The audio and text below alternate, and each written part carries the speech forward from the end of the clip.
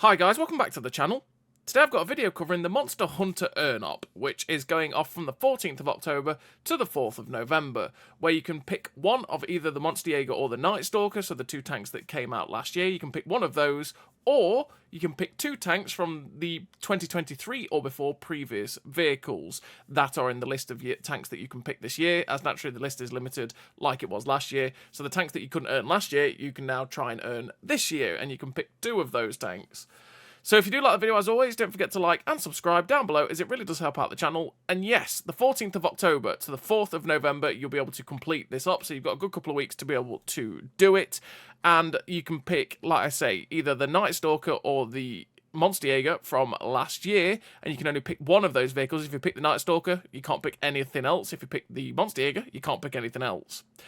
And you can pick either the Kaiju, Revenant, Krafts Panther, the Creature, the Bog Horror, the Roswell, or the Arachnid, and you can pick two of these as well. But the disclaimer, and this is all the disclaimer, is that for stages 4, 8, 9, you can choose only one of the tanks available at that stage. You cannot choose both tanks from that stage and have them count as your two older tanks. So bear in mind that if you were to go to Monster Hunter 4, for example, where you can pick either the Kaiju or the Revenant's Krafts Panther, you can only pick one of these from this stage, and the other one will be then locked out. That's the way it runs. So you can pick the Revenant's Krafts Panther, and then you can go and pick a Bog Horror, but you can't go, okay, I want the Creature and the Bog Horror. You can't pick both of those. You've just got to choose one of them. That's the way it runs. And like I say, the other PSA is that once you've picked two of these 2023 or below tanks, it will end up finishing the op. So make sure that you finish the op to get all the rewards and get all the stuff before you go and pick the tanks that you want. And like I say, if you think that you can pick the Nightstalker and then go, okay, now I want to pick a second tank and pick the Arachnid, you can't do that. Because once you've picked a Nightstalker or a Monsterjager, that ends the op. Whereas if you picked the Arachnid, you would then be able to go and pick the Bog Horror. And for those that want to get silver out of this op because they already own all the previous ones, all that sort of stuff, the best thing to do to get a lot of silver from duplicate reward is to pick the Arachnid, because that's an expensive tank and that will get you a lot of silver, and then go pick the Bog Horror, because that's also the other really expensive tank in this list, and that will net you a lot of silver as well, which will help with the equipment respecking that's going on at the minute as well, as that's a very expensive process. But that's the PSAs out of the way. So, with the Challenge Monster Hunter, you have to earn points, and to get points, you can destroy vehicles. So destroy one or more vehicles in a battle, which is limited to 1 point per battle. So you destroy a tank in a game, you'll get a point, a guaranteed point. And for the Monster Point XP, you earn 1250 or more XP in any number of battles, and you can earn more than 1 point per battle for this one here. So that'll give you a point as well for getting 1250. So if you got a load of XP, you could get 2, 3, 4 points from this one here, which is nice. That means that you can get multiple points per battle for getting a load of XP. So the better the game you have, the more points you're going to get, essentially.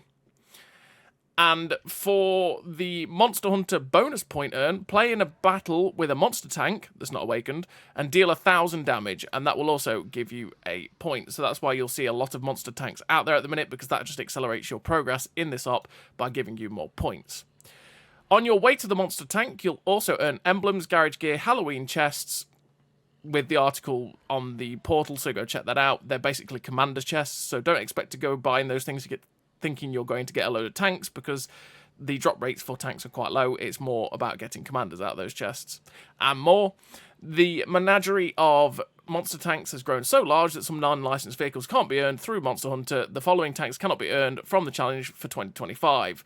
So you can't earn the Dragon, the Valeraphon, the Hurlenhund, the Death Chariot, the Gorinich, the Lycan, the Wraith, the Inferno, the Asterion, or the Pharaoh's Fury. Like I say, those were vehicles that you could earn last year, and this year you can't earn them because it's flipped it so that the tanks you couldn't earn last year, you can now earn. So fear not, if you own any of these, you'll still be able to play them in Monster Mash, and you can still get your monster tank 2 times XP bonus. So you can still get the points and stuff like that for playing the tanks that you could earn last year anyway. And of course, these tanks will return to Monster Mash in years to come, so next year they'll probably be earnable again. New for 2025, this year you have Choices Hunter. You will be able to earn either 2 older monster tanks from 2023 or earlier, or one of the monster tanks from 2024, which are new to the challenge. So, like I say, you can either pick the Nightstalker or the Monsterjager, and you can only pick one of those two, and that ends the op. Or you can pick the Kaiju or the Revenant's Krafts Panther, you can pick the Creature or the Bog Horror, and the Roswell and the Arachnid. And like I say, the best thing to do if you want lots of silver and you already own a load of these vehicles is to pick the Arachnid and pick the Bog Horror, as that will net you the most silver. You cannot choose one older tank and one new tank. Your choices must either be 2 older tanks from 2023 or earlier, or one new one from 2024. For stages 4, 8, 9, you can choose only one of the tanks available at that stage. You cannot choose both tanks from that stage and have them count as your 2 older tanks. Once you claim a second older tank, you will not be able to progress through the challenge any further. So again, before you pick the tanks you want, make sure you finish the entire Earn-Up if you think you've got time, so you can get all of the rewards. Claiming a tank you already own will reward you with the tank's value in silver. So this is the whole PSA important note section, okay? So do bear in mind, because there'll be people that will just go and pick a tank and then go, oh, I can't pick another tank anymore. So bear in mind that, again, if you pick from stage 11 and you pick the Nightstalker or the Monsterjager, you will not be able to pick any other vehicle. You'll just be able to pick one of those 2 tanks. But if you pick tanks from the other stages, you'll be able to pick 2 older tanks. Or in fact, it's stage 11. The stage 11 is the last of the older tanks. It's stage 13, right? Yeah, stage 13. If you pick anything from stage 13, from the Nightstalker or the Monsterjager, that will end the op. You won't be able to pick anything else. But if you pick one tank from stage 11, you'll be able to go pick another tank from any of the other stages as well. So do bear that in mind. That is the big PSA, okay? Don't pick tanks too early. Or don't unlock the first set of tanks and go, yes, I should pick a tank here, because that will end up screwing you over in the long run. So, for Monster Hunter 1, at 10 points, you'll get yourself Garage Gear, Large Jack-O-Lantern. At Monster Hunter 2, for 25 points, you'll get yourself a Repair Kit, Med Kits. Monster Hunter 3, for 50 points, you'll get yourself some Silver Boosters. At Monster Hunter 4, for 100 points, that's where you get your first tank unlock. You can pick either the Kaiju or the Revenant's Krafts Panther. I wouldn't really pick either of those, to be honest, but yeah, they're the choices. At Monster Hunter 5, for 125 points, you'll earn yourself a Halloween war chest, like I say, which is more like a commander's chest than it is a normal war chest that you get from the seasonal ones, for example. At Monster Hunter 6, for 150 points, you get 4 times Commander XP boosters. At Monster Hunter 7, for 175 points, you get yourself some emblems. At Monster Hunter 8, for 250 points, you get yourself some emblems, and also the pick of either the Creature or the Bog Horror. At Stage 9, you get yourself, for 275 points, some Wizard Emblem vouchers. At Monster Hunter 10, for another 300 points, you will get yourself the Halloween War Chest. At Monster Hunter 11, for 375 points, you'll get yourself some emblems and the ability to pick either the Roswell or the Arachnid. Monster Hunter 12, for 400 points, you'll get yourself the Witch Emblem vouchers. At Monster Hunter 13, for 550 points, that's the end of this section of the op, and you'll be able to pick either the Nightstalker or the Monsterjager. At Challenge Monsters Unleashed, which is the one that you'll get after you've finished your op. So this is the secondary part of the op, really. You get some just extra goodies. For 10,000 XP in any number of battles, you'll get 50,000 silver. At 20,000 XP in any number of battles, you'll get yourself some emblems. 30,000 XP or more in any number of battles, you'll get yourself some consumables. At Monster Unleashed 4, for 40,000 XP, you'll get yourself some XP boosters, or Commander's XP boosters, and some Garage Gear, which is the Pyre. And at Monsters Unleashed 5, for 50,000 XP, you'll get yourself another Halloween War Chest. And naturally, again, you get 2 times Commander XP boost for playing your monster vehicles. So, yeah, you can get some extra juicy crew training by playing your monster tanks. But yeah, that's the Monster Hunter Earn-Up. What I'm going to do now is go to the garage, where we will be able to show you the tanks that you can earn. We'll go through the stats, the crew, the equipment setups for those vehicles, as well as then showing you a game in each of the vehicles, so you can just get a quick look at how they go, how they handle, and, you know, just see which one you might want to pick. So, we're here in the garage. What I'm going to do here first is go to the Challenges tab, because if you were wondering where you claim your Monster Hunter stuff, as you can see, here is all the Monster Hunter challenges that you can see, so the XP, the tank, the destroy, that's what you have to do. And then you've got the Monster Hunter stages itself. It'll tell you which one you've completed. And when you get to the point of being able to pick a tank, because as you can see here, there's a little padlock symbol. If we here we go, we've got the mouse pointer. Here's the little padlock symbol. That means that that is locked currently, so you can't earn any of these vehicles. But as you can see, I've unlocked the stages where I can pick either the Revenant or the Kaiju. I'm not going to do that because they won't net me the most silver. But yeah, that's how you pick. You go, when the padlock symbol is gone, that means that you'll be able to pick the tank you want to claim, and you can get it for free. And like I say, with the two next to each other like that, I can either pick the Revenant or the Kaiju. Once I've picked one of those, the other one will disappear. And then it's the same for the rest of the list as well. As you can see, the Monster Choice New is quite clearly coloured differently and its own little section. If I pick one of these two, the whole lot will disappear. The whole lot will disappear if you pick one of these two. So I'm just trying to keep that out there to keep people from getting surprised by picking one of the vehicles and thinking, oh, I can't pick the Arachnid as well. I thought I was going to do that. The Arachnid is quite a nice vehicle as well. But anyway, I digress. So what we're going to do now is go into the tanks themselves, go through every tank that you can earn in this Monster Hunter Earn-Up, like I say, show off the crew and equipment setups, and then show you a game in them just to show you a bit of how they play. There might be some good replays, there might not be, it's just what I could get in the time I've got available. And again, just give you a little inkling of what the tanks can be like if you're going to go pick them. So we're going to start off in Cold War with the only Cold War vehicle available in this Earn-Up, which is the Monsterjager, which was from last year. And then when we go back to the World War II section, we'll start on the Nightstalker, seeing as that was the new tank from the year before. And then we'll go through all the previous vehicles from then on. So the Monsterjager, like I say, when it came out last year, it was pretty mental. But since then, it's been either power creeped or just nerfed by the crew and equipment changes, generally. So this vehicle was mental last year because it could sneak up on anyone, no one would spot it until it fired. Most of the time it'd be in your face, it'd delete most of your hit points and then run away cackling because it'd also get unspotted very, very quickly. And it was very, very similar to the other TDs and lights and stuff that had the proxy spot camo or near proxy spot camo, where you just couldn't see them until they deleted you and then they got to get unspotted really quickly and run away, and it was a real pain to try and deal with them.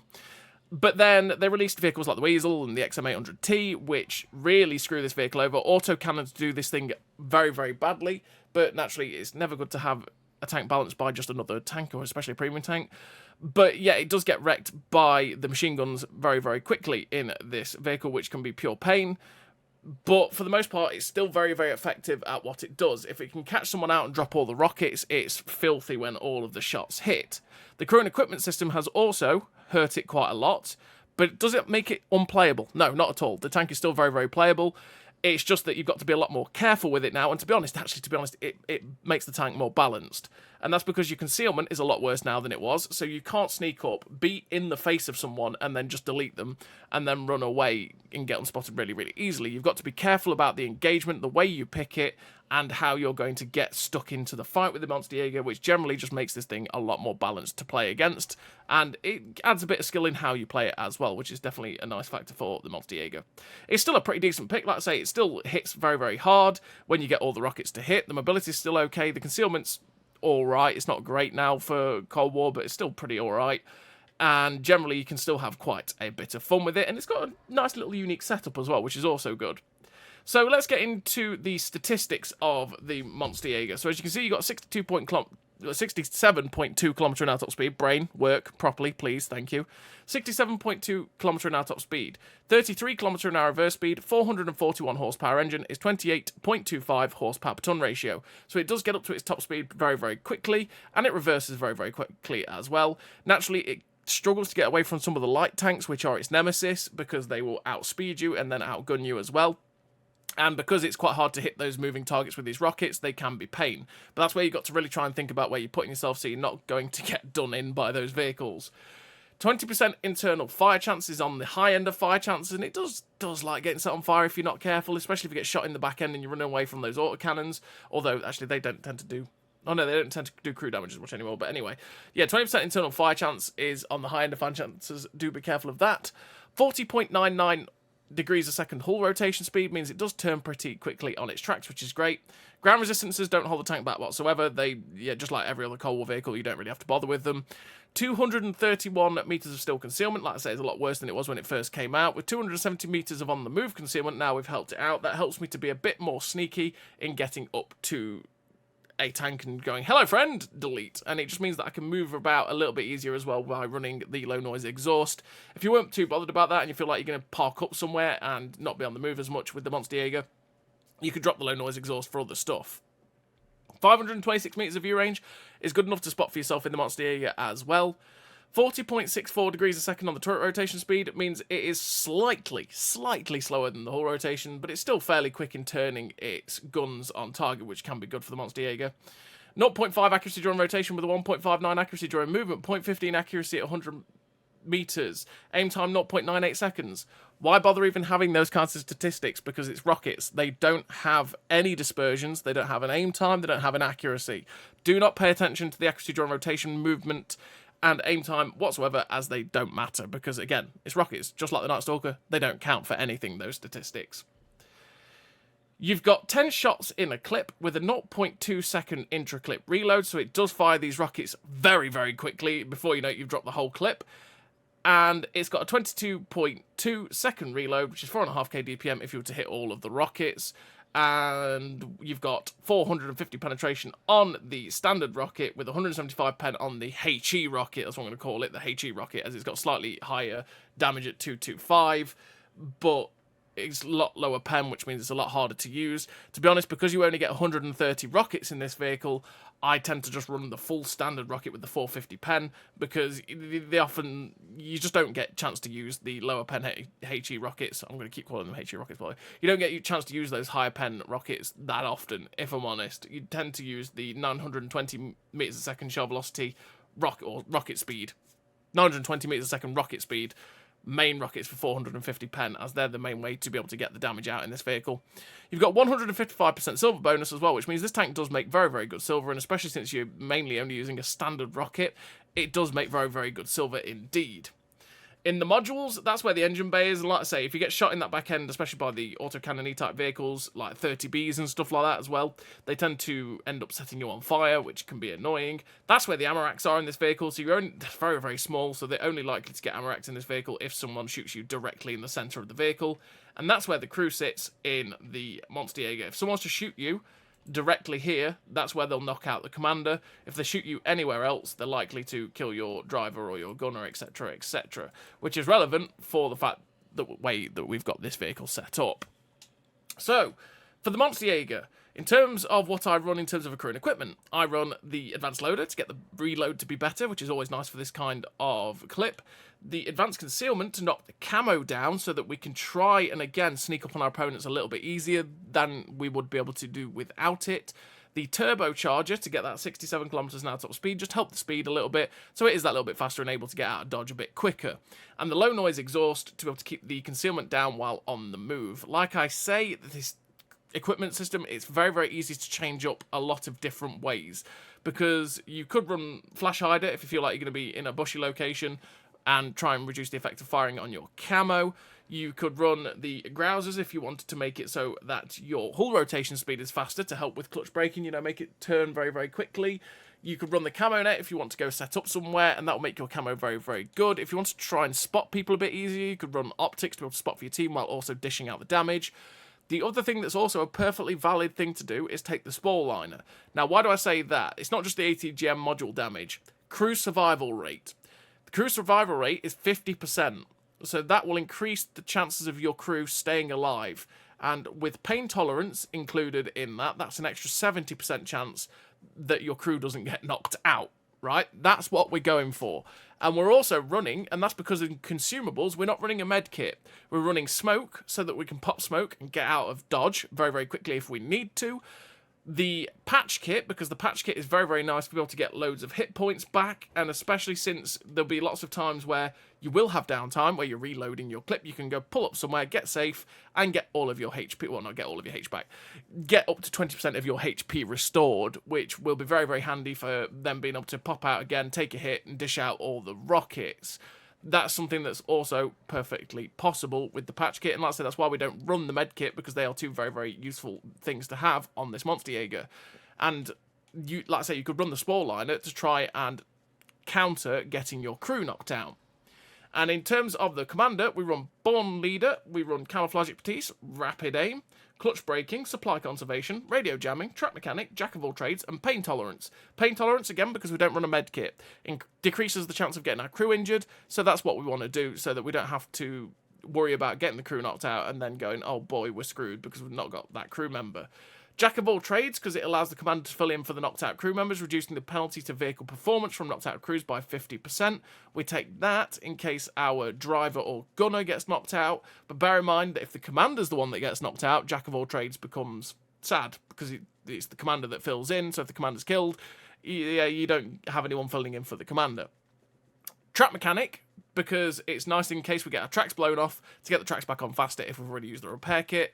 Radio jamming to decrease the time spotted by enemies by 3 seconds, in conjunction with the smoke as well, means that we're only spotted for 5 seconds in this vehicle, which is a lot more useful. And again, once we fire the rockets out, means we get unspotted quicker, we can get out of dodge quicker. Supply conservation to be able to get all of the consumables back faster, again, so that we can get our patch kit, our smoke back faster, and get those into play again. Clutch braking to increase the rotation speed of the vehicle so that we can turn the tracks faster and feel a bit more nimble. Rapid aim to get the turret traverse to be faster so that, again, we can get the guns on target that little bit faster. Camouflage expertise to get the general camo down on this vehicle so that we can stay unspotted a bit easier, with ball needed to make everything on this vehicle generally better. But yeah, that's what I've run in terms of a crew and equipment on the Monsterjager. That's the statistics for it. What I'm going to do now is send you into the replays where you can watch this Monsterjager in action, just see how it handles a bit in one replay, and just see how it goes. Because you never know, you might think, oh, you know, I only play Cold War. This is my only option really to pick. It was new last year. I missed out on it. I'm going to pick it up. So we're going to send you into the replay where you can watch it in action, see how it handles, and see if it's a bit of you or not. So as always, everybody, I will see you in the replay. So here we are in the replays with the Monsterjager, and we are on Desfall. And on Desfall, what I'm going to do in Mr. Monsterjager is go to the middle area, so the little town on the little hill, because from there I can try and catch people out as they climb up into that hill area, and I can just burst damage them with all of these rockets. And if no one really contests that middle area, it's a perfect spot for getting shots across the whole map, and then having nice little areas where I can go pull back, get safe, use my patch kit if I need to, pop smoke to get out of danger, and just have a nice general safe area to reload and be ready to go again. So you can see the mobility of the tank's pretty good. It gets you to the place you want to be very, very easily. And it means that I can just get here before most of their vehicles probably will, and go, hello friend, I'm going to burst you. So what we're going to do is look for people that are crossing, and look for people that are basically on the move. So we see the XM800T. No chance. Can't get the XM800T. Not going to do that. So I'm going to look into their typical campy camperson spot, because that's always the best thing to do with True Vision, is just have a look and see, where do people normally go? Can I shoot people where they normally go? No, not right now. Okay, we'll leave it. So we see the Magak 3, and this is obviously going to be a bit of pain. I'm going to give it some lead and then fire the rockets exactly where he's going. But naturally, he ends up getting tracked, which means we don't hit any of those rockets. And we really led it a little bit too much anyway. We probably should have given it a little bit less lead, and we would have hit some of those rockets, because they do travel pretty quickly in the Monsterjager. But yeah, there was... Oh, he got tracked, and so none of them hit. But this is the perfect spot for the Monsterjager, because now we can pull back, get our reload in for 20 odd seconds, pull forward and see if we can find someone. So I'm just looking again. I can see shots being fired across that line, and I'm just looking for the perfect target. I did see something climb there, but I'm getting detected, so I don't want to take a hit. We see the outline of a vehicle. It looks like a Brennus. Oh, it is a Brennus. Oh, my lord. And that is what happens when you get the perfect clip into a tank. Goodbye, Mr. Brennus. His Amrak said goodbye, good night, Avida Saint Adieu, as he lost his head. And so we did 2.7k damage in that one clip. Naturally, we don't do 2.7k damage in a clip. That was because we Amaracked him as well, but hey-ho. So we're just trying to get these rockets into the Monsterjager, but we end up hitting him a couple of times. He hits us with a few rockets. We pop smoke to get safe, and then use our patch kit in our little safe position here to get back as much of that HP that we just lost to that Monsterjager as possible. And again, this is why we run the supply conservation as well, because we can get our smoke back faster, we can get the patch kit faster back when we have used it all. And you can see that we're in the perfect safe spot. We're not spotted, so nothing can shoot at us. Obviously, if something can see us, it's going to quite easily do that. But we've lost our driver. And this is why we're running the jack of all trades, because we still lost our driver. And now the commander can fill in for the driver, and we aren't extremely slow like we would have been if our driver had been dead without Jack of all trades. So we see the Monsterjager, we get a load of rockets into that guy. I think we actually hit the T-10B as well with one before, because he said, "Get down, Mr. President!" and took the shell from him and bounced one or two of them, so sad times. But we're up to 4.6k damage with 806 assistance damage. Like I say, that's what this thing is. This thing is an assist support damage dealer. It's the one that comes in, isn't really the focus of people's attention. You're trying to avoid being the main person that people want to kill, and then going, "Here's my clip dropped into you," and then your friends can kill them. So I slide down the hill.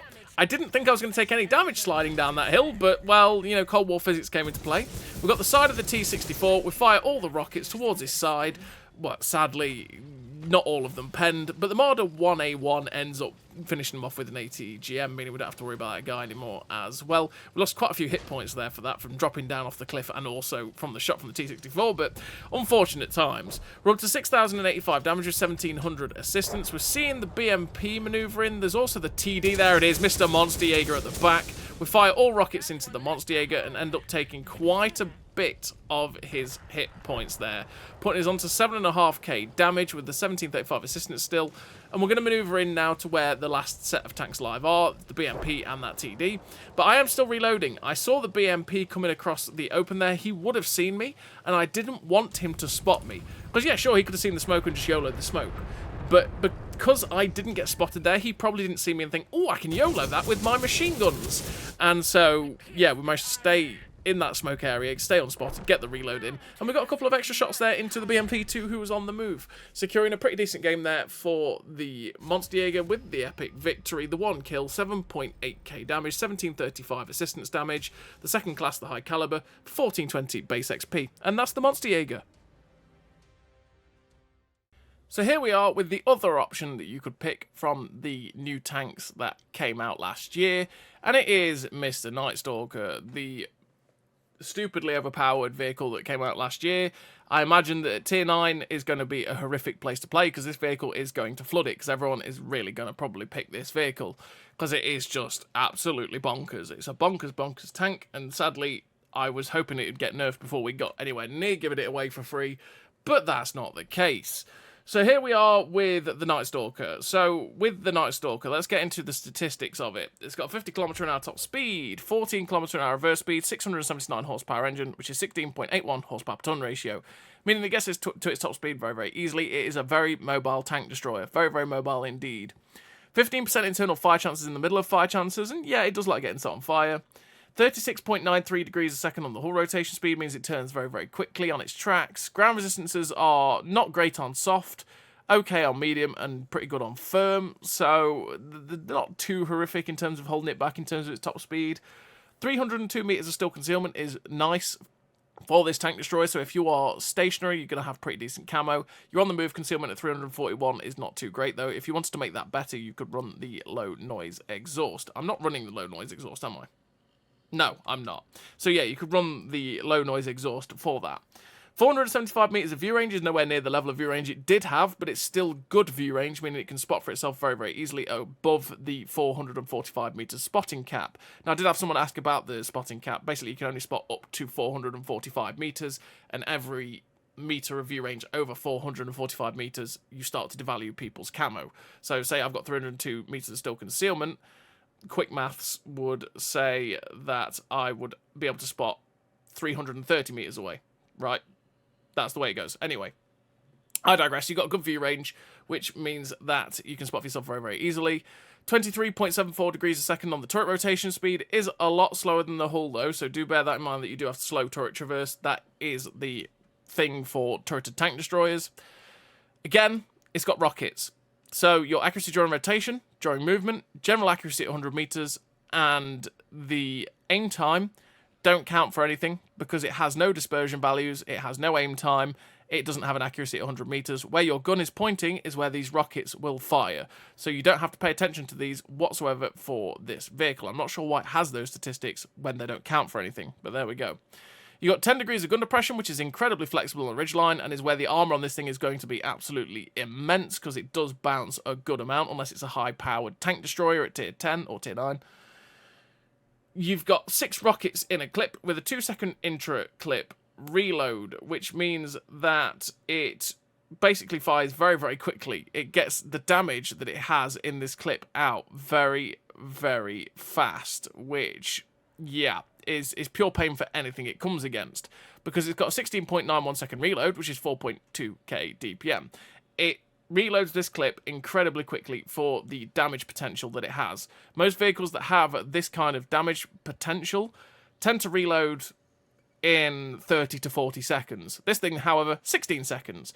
Maybe it's because it's got slow rocket speed, so it's a lot harder to hit things on the move, or a lot harder to hit things at distance. But to be honest, this thing has the mobility and the armor to just get in people's faces and face roll them anyway, which is the pure pain of it.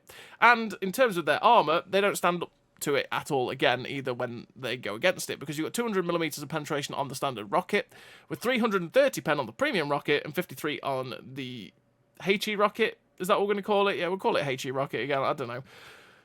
So 280 pen is enough to go through everything you're going to face. That 280 is easy to pen every single tank you're going to face at tier 9 or 10.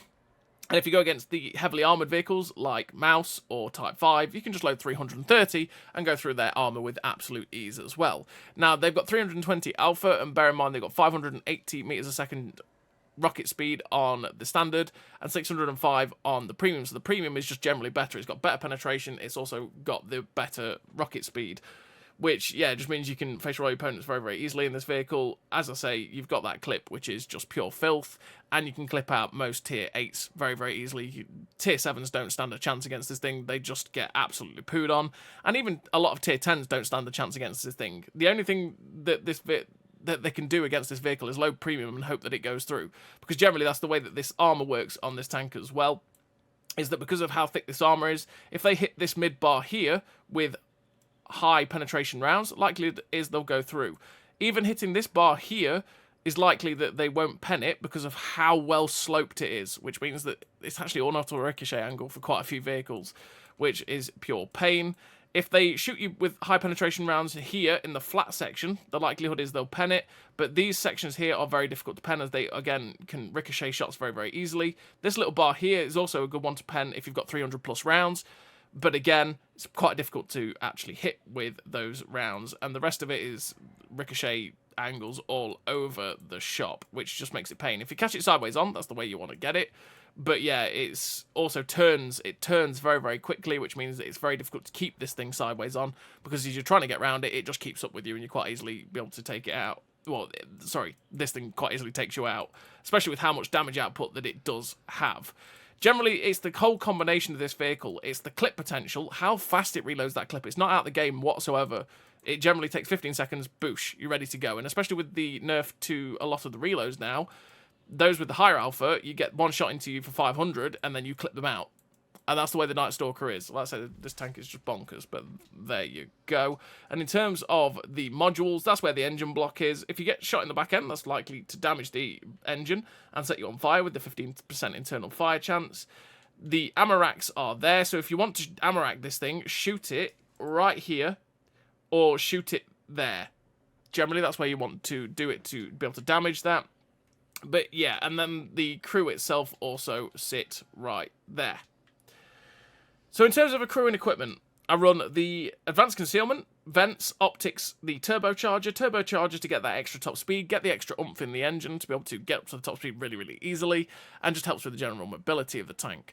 Optics to be able to spot for yourself with the 475 meters of view range, vents to help everything out on the vehicle like the reload, the view range, all that good stuff.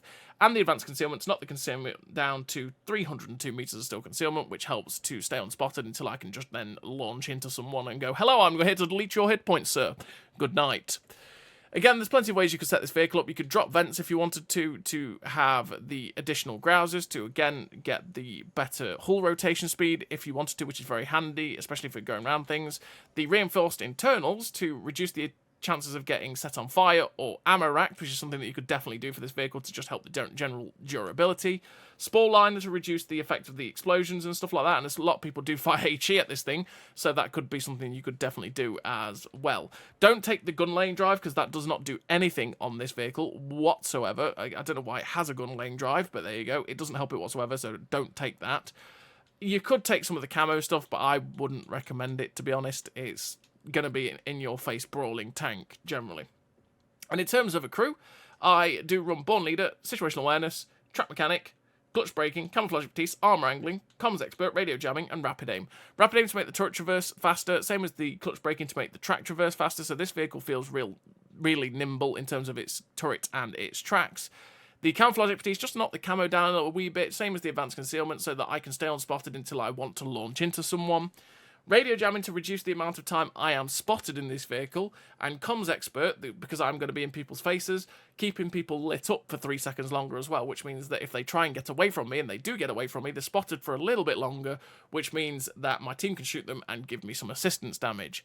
The Armour Angling to reduce the amount of damage coming into the tank by 5%, again, because if you get penned, then that just knocks down how much HP you're losing. Track Mechanic to get the tracks back on quicker if you've already burnt the repair kit. Situational Awareness and Born Leader to get the better view range and the better all-round tank performance with Born Leader. So that's the statistics for the Nightstalker. That's what I run in terms of recruit and equipment. Like I say, it's just a bonkers tank. So what I'm going to do is send you into the replays where you can watch this tank in action and just see how it handles. I'll see you in the replay. So here we are in the replay with the Nightstalker, and this replay is really going to show the tank being just so damn strong, but also some of the limitations of it at times as well, like trying to fire at things on the move, trying to fire at things at range, but then when you get it into that, just the general durability of the vehicle with the armour being really solid, unless it's something with extremely high pen going through you, the clip potential to just go, hi friend, bang, bang. The general, if someone sits in front of you and you manage to snap on RBRT, you'll hit them anyway, because as soon as the gun hits them, you can fire, there is no dispersion. And just the lack of some things that tanks can do to you, and you just absolutely smush them. You can be extremely aggressive, you can spot for your team really, really easily, and you are very, very durable because of it.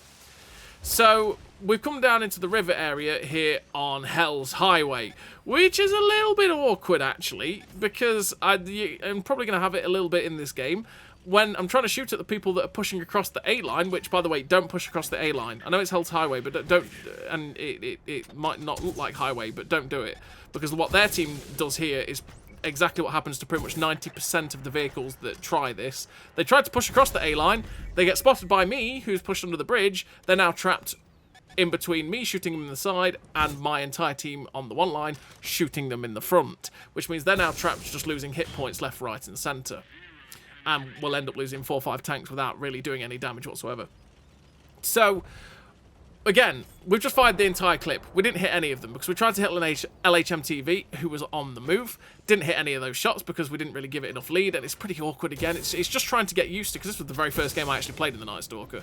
It's just trying to get used to the shell speed of the rockets, or the rocket speed. It's not really a shell, is it?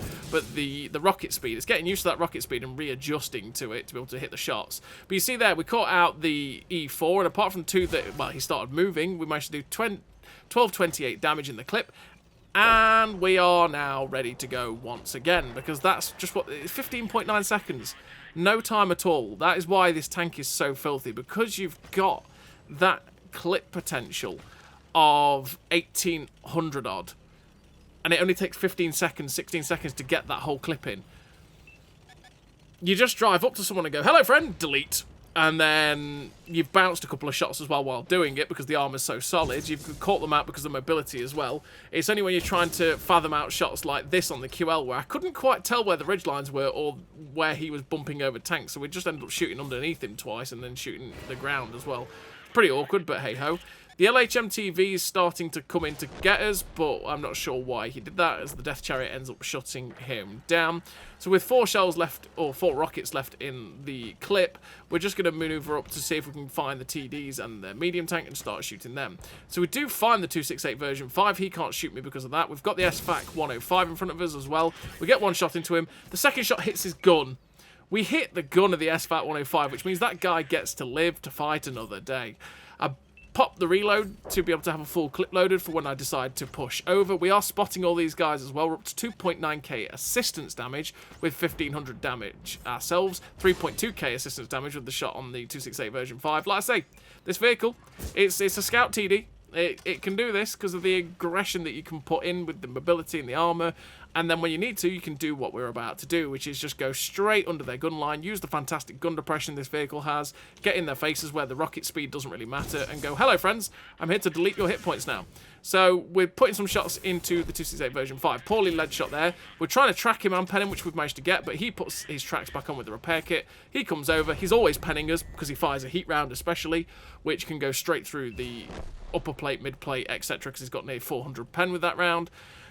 And we're down to 458 hit points, but we managed to get rid of the tier 10 tank destroyer with no real problem. Now got the Scorpion in front of us, so we put some shots into Mr. Scorpion, who bounced off of the armour there, shutting him down. With the Conway now coming over, he ends up getting finished off by our friends.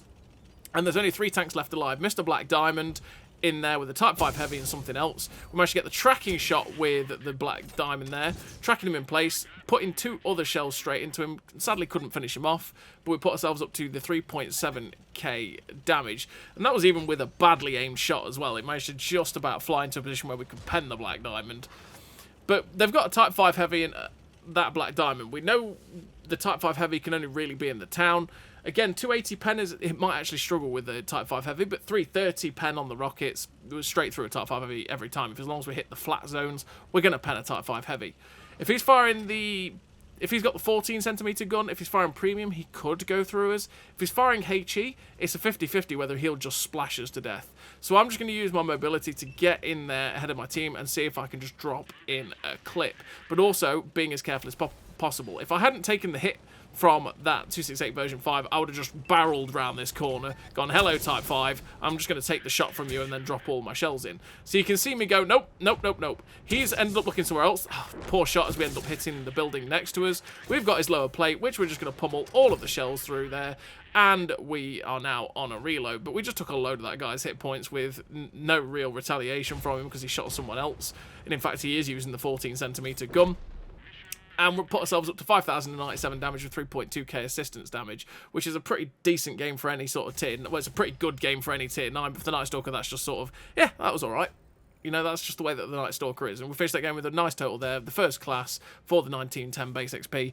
But yeah, that's the Nightstalker, which is just a pretty bonkers tank, if we're honest. So now we're at the bottom of the list, and we're going to go from the bottom of the list to the top of the old vehicles. So we're here starting at one of the first tanks that you can earn once you get going with this Monster Hunter Earn-Up, and it is the Kaiju OI. A vehicle that I genuinely think is pretty terrible. I probably wouldn't recommend picking this tank. It's one of those vehicles that is an absolute god if you get it in a top tier matchup where there's no artillery. That's the way this vehicle is.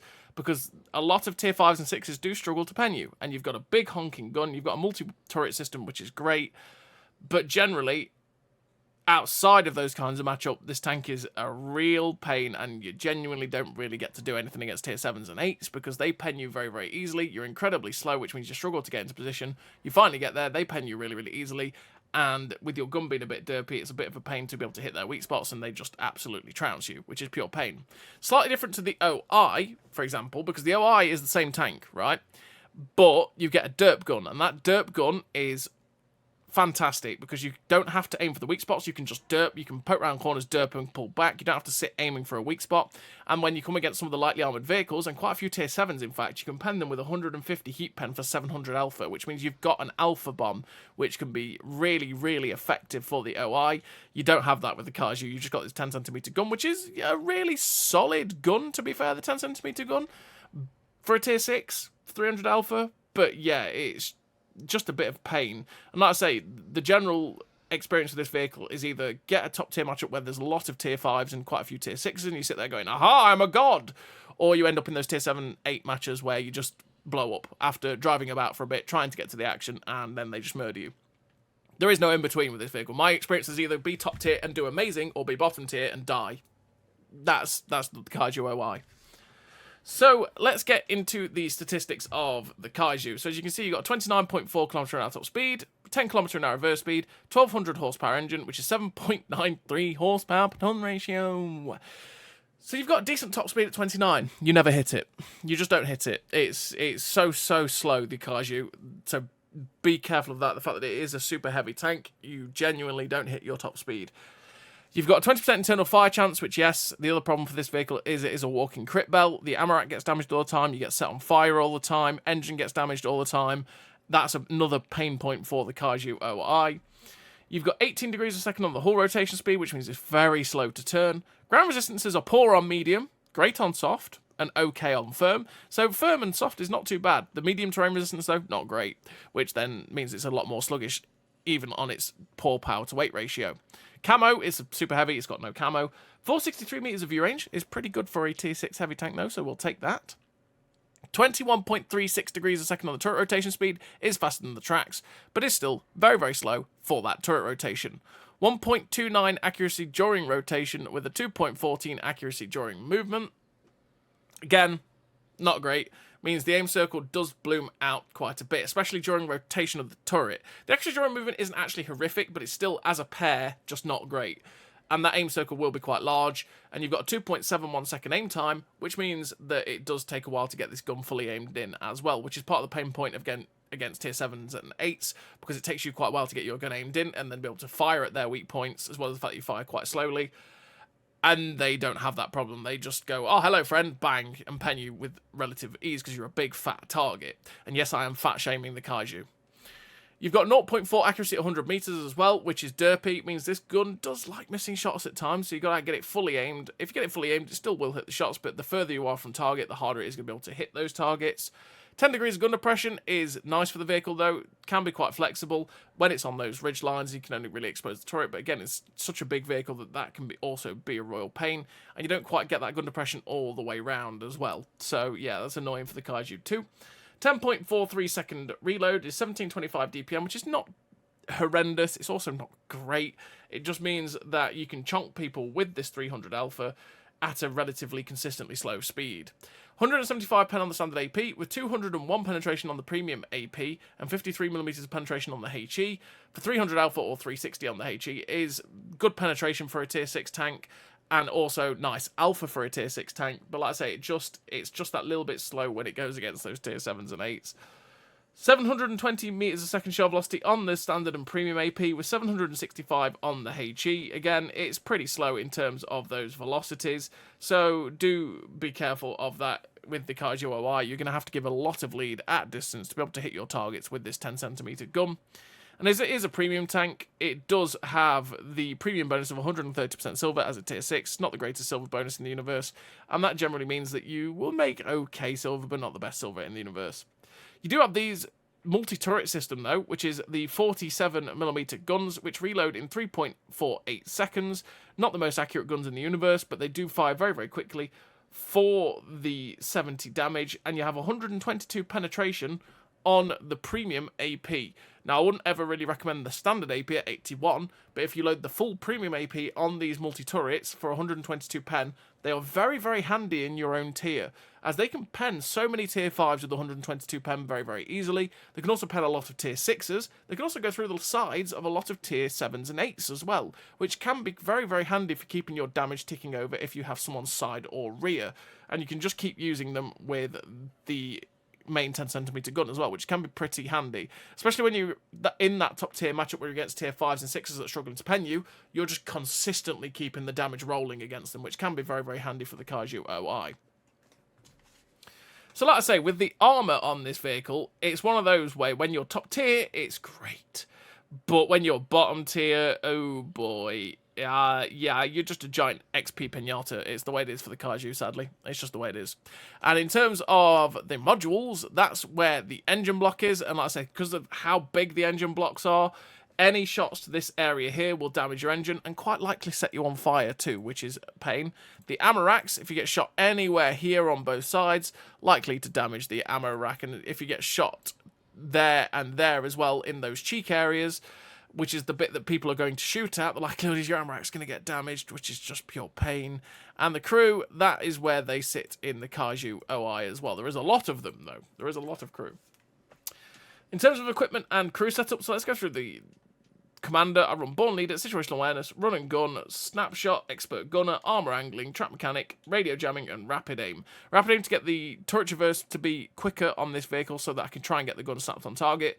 Radio jamming, so that if I get spotted on the cross by a light tank that's just spotted me as he's running somewhere else, means I get unspotted quicker, which means artillery's got less chance to be able to get shots in, because I'll only be spotted for 7 seconds. At least that's the hope. Or I'm actually combating them running comms expert, which will keep me lit up for 13 seconds, so instead I'll just stay lit up for the normal 10 seconds. Track mechanic, to be able to get the tracks back on faster if they get blown off. Armour angling, because I'm a super heavy tank, I'm reducing the amount of damage coming into the tank by 5%. Expert gunner, so I'm increasing the chance of blowing ammo racks and stuff like that with the 10cm gun. Snapshot and run and gun to have the better accuracy during turret rotation and the better accuracy during movement, so that, again, the aim circle is being hemmed in a little bit. Situational awareness to increase the view range by 6%, so at least I can try and spot vehicles that are spotting me and not get out-spotted too easily. And Born Leader to be able to get the best out of the whole tank in general. You could definitely drop radio jamming if you didn't really care for that. You could end up running something else instead, like clutch braking to get the track traverse to be faster. But because it's only 7.5% increase to the vehicle's hull rotation, it's so slow already, you don't really get much benefit out of it, which is, yeah, a sad time. You could run fire safety training because, like I say, this vehicle does get set on fire. So you could run fire safety training instead of radio jamming to decrease the chance of getting set on fire and putting out the fire faster. Or safe stowage because, like I say, it gets ammo racked all the time. So you could run safe stowage as well. There's plenty of ways you can set up the vehicle in terms of the crew. It's really down to you and how you feel comfortable with it. And in terms of the equipment, I run advanced loader, the gun laying drive, optics and vents. Optics, again, to get that 463 meters of view range so that if something is spotting me, at least I will be able to spot it back if it fires. Vents to get the general everything better on the vehicle, like the reload, the aim time, the accuracy, all that good stuff. Gun laying drive to get the aim time down as low as possible because the aim time is just poor on this vehicle, so it's just something you really kind of want to help. And the advanced loader to get the best out of the DPM on the Kaiju OI, so you can try and fight back. And again, probably plenty of ways to set it. You could drop vents, for example, for running armor hardening. You could run it with armor hardening as well as armor angling to reduce the amount of damage coming into the tank by 10%. If you wanted to, you could run the ammo swapper to switch between AP, premium AP, and the HE. You could run spore liners to reduce the chance of having people killed in terms of your crew, or just the explosions, etc., etc. Or you could run the reinforced internals, which again, because this thing gets set on fire all the time and gets this ammo rack damage, that's also a very big possibility to run that instead of vents as well. Because yeah, it's a walking crit bell. It's just a giant vehicle and it's a giant XP pinata. It really is. If you end up in a tier 7 or 8 lobby, they just absolutely mince you, and you don't really have much option because you can't evade because you're so slow. Your armor doesn't stand up against them. You can't really do damage anywhere near as quick as they can.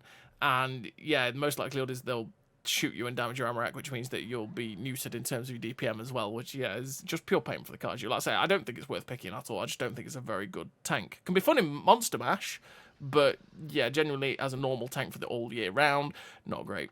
So let's go into the replay. Like I say, genuinely, my experience of this is either you blow up in a bottom tier matchup, or you have a great game in a top tier matchup.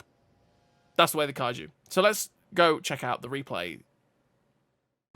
So I thought I'd include the general feeling of the Kaiju for me, and that is, this first section is a small little replay, and it's the back end of a game. We've done 133 damage. We're in a tier 8 game, and the first 4 minutes was me driving into the town, getting to the town. They didn't send anyone whatsoever to the town. They've got campers sat at J3, who basically shot up everyone coming out of the town. And then most of their team came into our base, and we ended up losing that. But I spent most of the game driving into the town, and then back to that ridgeline, and I just couldn't get any shots into anyone. Every time I poked over to shoot someone, we either missed, and we took a big hit ourselves, and then we got just murdered in the end. And that is the general experience of the Kaiju in a tier 7 or a tier 8 game. Genuinely. And this is why I say the Kaiju for me is the hit and miss tank. If I'm in this kind of matchup that you're seeing here, which is top tier, we've got a nice map for it as well, Himmelsdorf. The tank is, even in a map that's not the best for it, if you're top tier and you've got no arty, this tank's a beast. Because things just struggle to pen it, and you just keep chonking hit points away left, right, and centre, and you keep damage flowing constantly with the multi-turret system. And it feels really strong. But that's probably like 20 or 30% of the time, because the general rest of the matchups you get, where you're against tier 7s and 8s constantly, and they just laugh at your armour all the time, you sit there going, oh, And yeah, you just get penned all the time and get wrecked. This vehicle is one that used to be really, really good, but then again, general power creep, matchmaking, that sort of thing just means it kind of sucks. And it's one of those as well that I feel disappointed because I feel like I could just go and play the OI from the tech tree instead, have the derp gun, and have more fun. You know, it's just one of those things. So here we are in this game on Himmelsdorf with the Kaiju. We're on Banana Road because it looks like a banana down the 8 line. We're on Banana Road, and on the Banana Road we are just keeping our gun firing left, right and centre. We've loaded the premium rounds because our standard AP will actually struggle to pen the Kaiju. Whereas our premium AP, as you can see, goes straight through the Kaiju every time. He was the one I was worried about because the other two are a KV-220 who cannot pen me whatsoever. He just can't pen me. Unless he shoots me in the side, flat side. This guy's, yeah, he just can't do anything at all. And the T-150 I saw was stock. And again, stock. This guy, with the gun he's got, won't pen me. So I feel like I'm in a god position. As long as I got rid of the Kaiju, I was happy to then progress and just keep murdering these poor fellows as I use the main 10cm gun there and the multi-turret system to, again, just keep that damage flowing. But we've noticed behind us, they've got 2 guys on the hill, but they've got some heavy tanks progressing towards our cap area. Now, we need to turn around and try and defend our cap, because otherwise they could end up capping us out. Now, we've got people going towards their cap, so the likelihood is we're going to end up start capping, and then they will. So if we can get back, defend the cap, stop them from winning that regard, that's what we want to do. I was kind of hoping that other heavy tanks would come and join me in trying to defend the cap, but everyone just kept driving forward. So we find a captured KV-1. Now, that guy could be deadly, by the way, because he's got, especially if he loads premium rounds, he actually can pen us. And the rate of fire and the devastating DPM that thing has is kind of scary. So I'm just trying my best to stop him from getting around my side. But we've got him down to a possible one-shot. We're locking on with the multi-weapon system, trying to get the guns on target, but we've got the primary loaded. We fire over him because we lost the gun depression over the side of the vehicle, which was awkward. But again, because we've got that 122mm of penetration on the multi-turret system guns, they can go through a KV-1 like that quite easily. As long as they're not hitting the angled parts, we can actually pen it. So that's what we did, and we ended up securing our 4th kill of the game. They do have the Porlac tank in the cap, and I'm trying to work out where I can shoot this dude. I wasn't sure whether he was hiding behind something or not. The multi-weapon system has the guns pointing at the floor, which confused me a little bit. I'm just trying to use the multi-weapon system to destroy some of the destructible cover so I can clearly see where I'm shooting. The right-hand turret was also pointing at the floor. That's kind of awkward. Bathtub shoots us, but we set the Porlac on fire, finishing him off, and now we can go after Mr. Bathtub. With the multi-weapon system, it's a bathtub. It's not really got any hit points, so we can quite easily, as you can see, just keep firing. But my main gun wasn't locked on, and I got myself so confused there with it. My main gun wasn't locked on like the other 2 guns were, and it was just randomly pointing off into the distance, and so it shot round the corner, meaning that we did no damage to him, but he rammed us, and so we picked up our 6th kill, and we capped it out. And we finished with the 6 kills, 3.5k damage, 2.3k blocks, ace tanker, the high caliber, the top gun, steel wall, with the 2047 base XP. And like I say, the Kaiju, it's really good top tier, terrible bottom tier. So here we are with the next tank you can earn on the list, the Revenant's Krafts Panther, the German Tier 7 Premium Medium tank, which is basically a Panther at Tier 7. And yeah, it's not a bad tank, it's also just not a great tank. It's one of those where it's alright. It's not a terrible vehicle. They buffed it a wee while ago, which made it a lot better. Because it used to be just, yeah, really not very good. It was just a Panther, but generally worse. Now it's not bad. It's not a bad little tank to pick. I say little. It's actually quite large, being a Panther. But, yeah, it's not terrible. It's not bad. It's just not great. It's one of those vehicles. It looks freaking cool with all the Zimmer and stuff like that. It does look cool. And generally, it's just a fairly consistent it's not little, it's big. Fairly consistent big medium tank in Tier 7. So let's get into the statistics of the Krafty Panther. So Krafty has got 55 km/h top speed, 20 km/h reverse speed, 700 horsepower engine, which is 16.33 horsepower per ton ratio, which means it generally gets up to its top speed at 55 km/h pretty quickly. And it's a lot more mobile than it used to be, because that engine power used to be a lot worse on this vehicle, which was, yeah, pain, as it was a lot more sluggish than the standard Panther. 20% internal fire chances on the high end of fire chances, and yeah, he does like getting set on fire, does the Krafty, if you get shot in the back end, so do be careful of that. 36.93 degrees a second on the hull rotation speed means that it is also fairly sluggish in terms of turning its tracks compared to its turret, because its turrets are 49.85 degrees a second, so the turret traverse is very, very fast, but the track traverse is decent. It's not slow by any means, but it's not anywhere near the tracks. The turret, even. Brain. I've done a lot of talking for this video, okay? It is what it is. So, yeah, 36.93 degrees a second on the rotation speed isn't slow, isn't fast, it's just alright. Ground resistance is at 2.16, 1.13 on medium, 0.94 on firm, medium, and soft. The soft terrain isn't the best, but the other two are okay. You've got 463 meters of view range, which means you can spot for yourself decently well with the Revenant's Krafts Panther. Your camouflage is not great, though. You are not a stealthy medium tank, and you will get spotted by everything very, very easily. Lastly, you got the 2.01 accuracy during rotation with a 2.49 accuracy during movement. That's an awful. Accuracy during rotation movement on this vehicle is poor, and means the aim circle is large when you turn the tank and when you turn the turret and move the tank, etc, etc. Means your aim circle will be large. But you've got 1.94 second aim time, so it does aim in the gun very, very fast, which is nice. 0.28 accuracy at 100 meters as well generally means that when you get this gun fully aimed in and firing, it is a very accurate gun, this 75 centimeter gun, which is definitely good for the Revenant's Krafts Panther. You've got 8 degrees of gun depression, which is pretty flexible on a ridgeline for this tank. It's not incredible, it's not bad, it's pretty good, and means that, again, yeah, when you get to those ridge lines, you can only expose the turret and you'll be able to get the gun down on target pretty easily. 4-second reload for 2.2k DPM is not too bad, it's not great for a tier 7 tank, but it's good enough. With 198 penetration on the standard AP, 244 on the premium APCR, and 38mm of penetration on the HE. For 150 damage a shot or 185 on the HE. Again, the HE, you don't take as many, you don't really fire it as much because you've got fairly low pen, there's not as much use for it, and the difference between the standard damage and the HE damage is really not that much on this vehicle. You've got 945 meters a second shell velocity on the standard AP, 1,181 meters a second shell velocity on the premium APCR, 945 on the HE. So if you load the premium APCR, it does fly a lot faster than the standard AP, and that is pretty good for the Revenant's Krafts Panther, and you will feel a massive difference in firing the premium APCR than the AP, especially for hitting targets at distance. The gun generally feels that little bit nicer by firing the APCR, not for the penetration, even though your penetration is a lot better on the standard AP, the premium APCR. It's not just the penetration, it's the shell velocity. The shell velocity is lovely in that premium APCR. You've got 156% silver bonus as well, which is actually pretty good for this vehicle, and it does make good silver, the Revenant's Krafts Panther, as long as you're not in one of those tier 9 games where you're having to fire quite a bit of premium. So the statistics for the Krafts Panther, like I say, it's not bad. It is really a midline tier 7 medium tank where it's just alright. Armour on it can work occasionally, but generally don't rely on it. It can side scrape pretty well. Occasionally, with the angles on the turret, you can ricochet shots on the turret if you're using your gun depression, but again, don't really rely on it. Yeah, it's just one of those vehicles. So let's show you the modules before we get into the crew and equipment. So the engine bay is there. Like I say, if you get shot here, and it's a large engine bay, if you get shot anywhere in the middle of the back end, yeah, 20% internal fire chance, you generally get set on fire.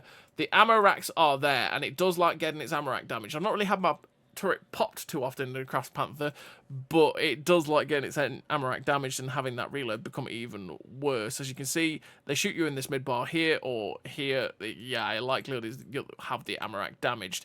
And the same as if they shoot you in the upper plate in this cheek area here or there, or up into the flaps if they're shooting upwards. So you've got to be very, very careful of that. And that's where the crew sits in the Revenant's Krafts Panther.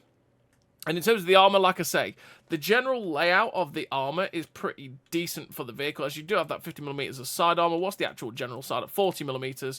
So 121mm caliber guns will overmatch your side, so you can't side scrape them, so do be very careful of that, depending on what you go against. Because that upper section is 50, generally against tier 5s and 6s, and even quite a few tier 7s, as long as they're not Russian heavies, or Soviet heavies generally, you will be able to side scrape them. You'll be able to side scrape them quite nicely, and that's an asset for the vehicle. As long as they're not catching shots into this little section of cheek here, you'll be okay for that. But generally, do not rely on the armour of this vehicle, as it will get penned a lot, and that will be pain. So in terms of the crew and equipment, so the crew are on Born Leader, Situational Awareness, Trap Mechanic, Run and Gun, Snapshot, Radio Jamming, Clutch Braking, the Expert Gunner, and Rapid Aim. Rapid Aim and Clutch Braking to be able to get the track traverse to be faster and the turret traverse, generally to make the tank feel that little bit more nimble.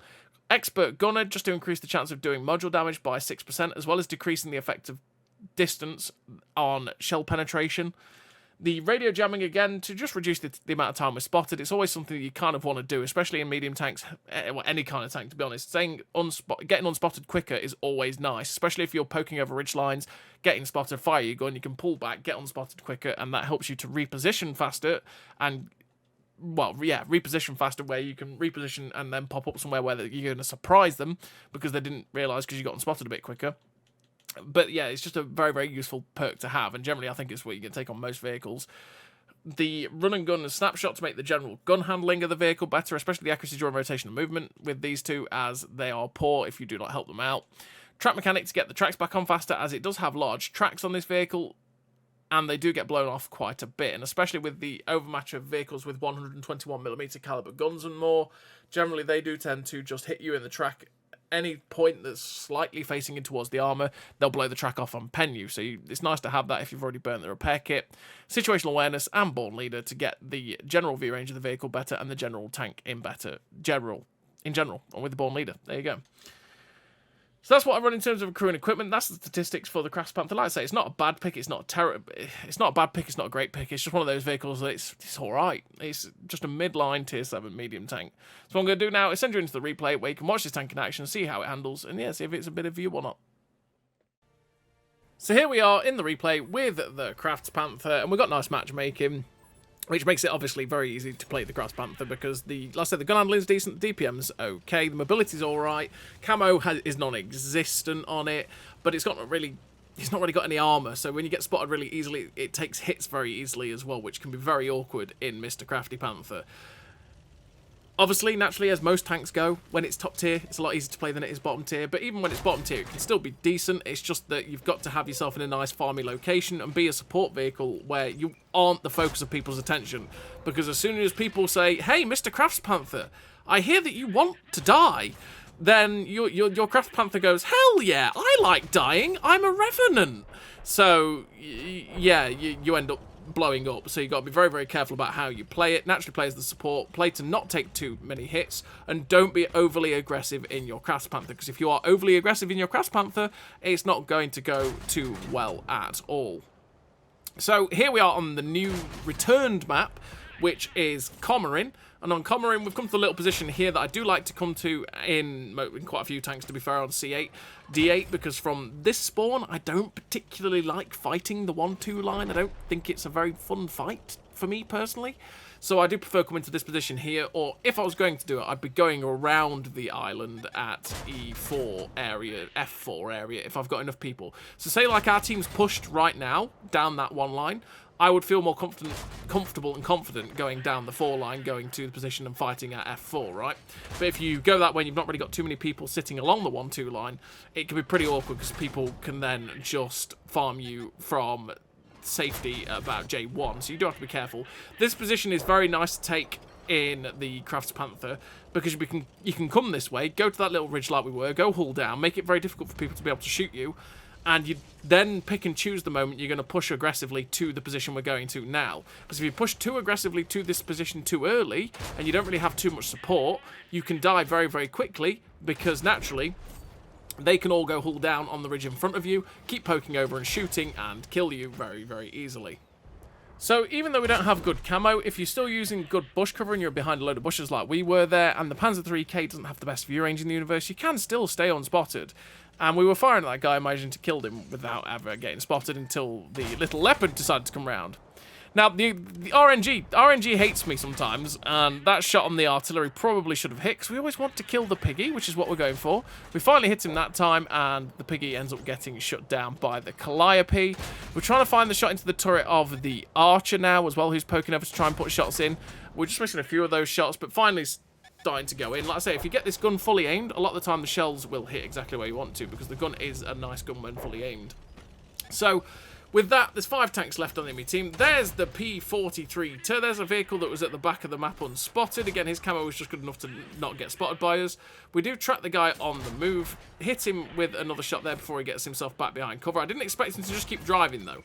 So we'll take the 3 damage. Thank you, Mr. P43.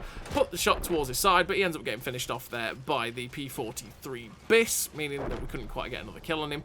We're up to 2.3k damage with 1700 assistance. There's 1 tank left on the enemy team. It is Mr. Black. Black Prince, and we're trying our best to just get there before our team wipes the floor with him. He's now a one-shot, and we secure the kill there for our third kill of the game with a shot into the rear of the Black Prince there for a pretty nice game there for the Krafts Panther. I think just showing it off generally, and the general sluggish mobility that it's got. It's not got the most incredible mobility, but it gets to its top speed. The ace tank of the high caliber with the 1744 base XP, and that's the Krafts Panther.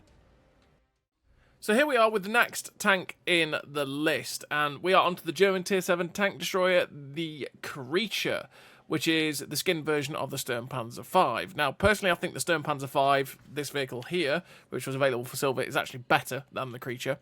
But also, I just don't think... The Creature's a dirt memer. It's a dirt memer. You can have a bit of dirt memes with it, but genuinely, it's a fairly poor dirt memer. If you want a good dirt memer for a Tier 7, you could just go, and it's a tank destroyer, you could get the Sturmpanzer at Tier 7 in the tech tree. This thing is hilarious at Tier 7. Absolutely hilarious.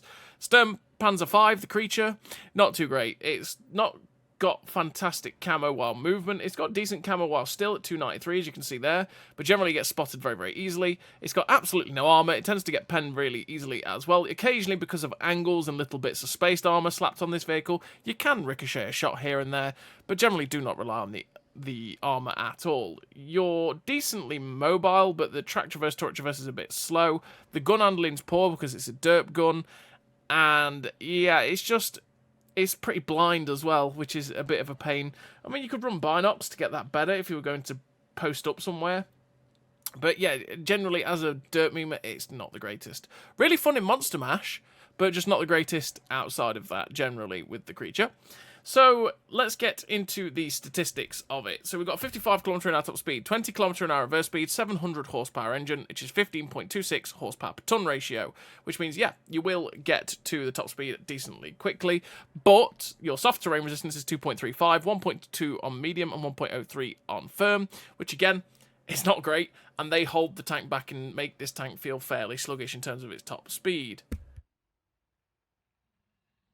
20% internal fire chances on the high end of fire chances. Again, this thing gets set on fire all the time, which is pure pain. 26.07 degrees a second on the hull rotation speed is pretty slow for the track traverse. And the turret rotation speed is 21.36 degrees a second. So again, the turret traverse is also very, very slow, which adds to this vehicle feeling a little bit lethargic at times. 293 meters of still concealment is... okay, that's okay, to be fair. But 347 meters of on the move concealment means this tank gets spotted quite easily moving into position, as it's not the best camo in the universe. You could run the low noise exhaust to get that down, but yeah, generally it's not got the best on the move concealment. 438 meters of view range is actually below the 445 meters of spotting cap, so you actually you just struggle to spot things at times in the Creature, and you do get out-spotted pretty easily, which can be really annoying in this tank. You got 1.35 accuracy during rotation with a 5.17 accuracy during movement. Oh boy, that's bad. That's bad, and it means the aim circle is absolutely huge on the Creature, and it takes a while to get it aimed in, as it's 2.54 second aim time as well, which, yeah, generally makes this gun handling feel not great, especially with 0.42 accuracy at 100 meters, which again is derpy, so this tank does like to miss shots. 8 degrees of gun depression means you're decently flexible on a ridgeline as well. Again, it's not great depression like a 9 or 10 or 11 or 12, but it's not bad depression like a 6 or a 5. 14.77 second reload is 2.6k DPM, but that's if you pen the HE rounds to get that sort of DPM. You've got HE on the standard for 85mm of penetration, Heat on the premium for 180mm of penetration, and 85 on the premium HE. So the difference between the standard HE and the premium HE, they both do 660 alpha damage, but the premium HE has 4.11 meters of splash or blast radius. So generally, that means that this round will splash for more. If it hits a target, it will do more splash damage than the standard round, because the blast radius means it hits a larger area of tank, meaning it probably hits a shallower piece of armor in general, meaning your splash damage will end up doing more. So that's the difference between the premium and the standard HE. You've also got this, well, is it a premium HE? I don't think it's premium HE, in fact. I think it's just slightly more expensive by 20 silver per shell. That's why we don't fire any standard HE. We just fire the more expensive HE, because there's negligible difference in the silver cost. But I digress. You have 450 meters a second shell velocity on the standard HE, 436 on that more expensive HE, and 400 on the heat. So the heat is a lot slower. You can pen a lot of vehicles with 180 penetration for 580 damage, but the shell velocity is very, very poor. Means that you have to give a lot of lead at distance to be able to hit the targets. And even if you do that, because of the derpiness of the shell, if you're aiming into the horizon, a lot of the times the shells do just fly into the distance and over the target because it's adjusting for how slow the shell velocity is. So hitting tanks at distance, on the move, that sort of thing in the creature is pure pain. You've got 130% silver bonus as well for this vehicle, which means it doesn't make the best silver in the universe either. Makes alright silver, makes better than other tank destroyers at tier 7, but yeah, it's still not the best silver earner in the universe. Let's show you the modules for the creature, and as you can see, that's where the engine block sits for the creature. It's large engine block, just like the Panther, likely to get set on fire if it gets shot in that area. The ammo racks are very, very similar to the Krafts Panther as well, again, because it is a Panther, but with a big gun. So the likelihood is if you get shot in the cheeky areas here, you're likely to get the ammo rack damaged, or if you get shot even through a drive wheel at this kind of angle, or there, you like to get the ammo rack damaged as well, so do be careful of that. With the crew sat like that in Mr. Sturmpanzer 5, the creature. And in terms of the armour, like I say, it is covered in random bits of spaced armour, but generally it's got no armour. And it gets wrecked by everything that tries to shoot at it. Again, occasionally, because of the random little bits of spaced armour, like those 40mm plate on the top, on the upper plate, you can occasionally, and at the back here as well, that little plate there, you can occasionally get random ricochets that you sit there going, oh, we bounced that. But yeah, generally don't rely on it, as your likelihood is you're going to get penned, so the armour is not great on the creature. In terms of a crew and equipment, in terms of the crew, I do run Ball Leader, Situational Awareness, Track Mechanic, Run and Gun, the Rapid Aim, Clutch Braking, Snapshot, Radio Jamming, and Camouflage Expertise. Camouflage Expertise just to knock the camo down a little bit better, get it to that 293 meters of still concealment, so when I am stationary, I do have pretty decent camo. Radio jamming, again, to decrease the time I'm spotted by 3 seconds. Again, that can save you quite a bit of time by going, oh boy, I'm spotted, getting back behind a ridgeline, getting unspotted, and then be able to pull back into a different position quite quickly. Snapshot and Run and Gun, naturally, because the gun is atrocious. We want to help it out as much as humanly possible with both of these perks. Rapid Aim and Clutch Braking to general try and make this tank feel a little bit less lethargic in turning its tracks and its turret. Track Mechanic to get the tracks back on faster because they do get blown off all the time. Situational Awareness and Born Leader to get the view range better and the general feeling of the tank to be everything a bit better with that Born Leader as well. And then in terms of equipment, I run the Advanced Loader, the Optics, the Ammo Swapper, and Vents. We run Vents to generally get everything on the vehicle be that little bit better. Ammo Swapper because it's nice to be able to swap between the heat and the HE depending on the situation we're in so that we can try and hit a target. The Optics because we are blind, so it's nice to be able to get the view range up to close to that 445 meters of spotting cap. And the Advanced Load to get the better reload on this vehicle. Now again, you could actually do quite a bit different on this vehicle. If you wanted to, you could run the Advanced Conceal or Improved Concealment as it's called, and that will get you 264 meters of still concealment. That's fantastic, but you do end up losing 10 meters of view range, which is a large amount to drop, especially for a tank that's already blind. But to combat that, you could just drop the Optics and run the Binos instead, and you'll get 466 meters of view range. But once again, you'll only get that if you are stationary. So that is a potential. That is definitely a potential setup for the creature, and it'll work. It depends on how you play it. For me, I can be pretty active in this tank, and I don't sit still for that often or that much. So yeah, I like to have the more active setup in having the Vents to get better reload, better view range in general, and the Optics to be able to just spot things all the time rather than having to post up, wait for 3 seconds, get the binocs active and get that better view range. But that is 100% a setup for the vehicle as well. It's down to you and how you feel comfortable playing the tank realistically. So what I'm going to do now is send you into the replays where you can watch this creature in action, see how it handles, see if it's a bit of you or not, and you can just generally see the dirt image and also a bit of the pain of the creature as well. So enjoy the replay. So here we are in the replay with the creature, and like I say, the creature is one of those tanks that it does struggle.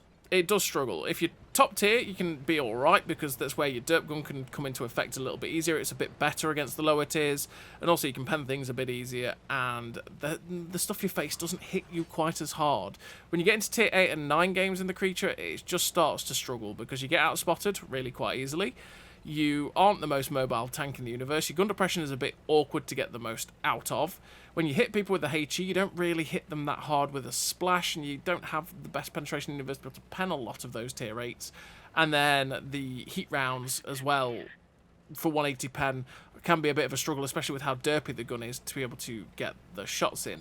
I did play a load of these tanks on stream, by the way, if you want to go check out the stream, where I played a load of the different tanks on that you can earn live, so if you want to check that out, you can.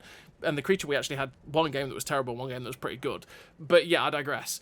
So the creature, like I say, it's one of those tanks that you just need to get yourself into nice TD-like positions and derp away. The problem is, when you're in these nice TD-like positions, the gun itself that's on the creature is a very up-close and personal kind of gun. It doesn't really do very well at range unless people sit still for you.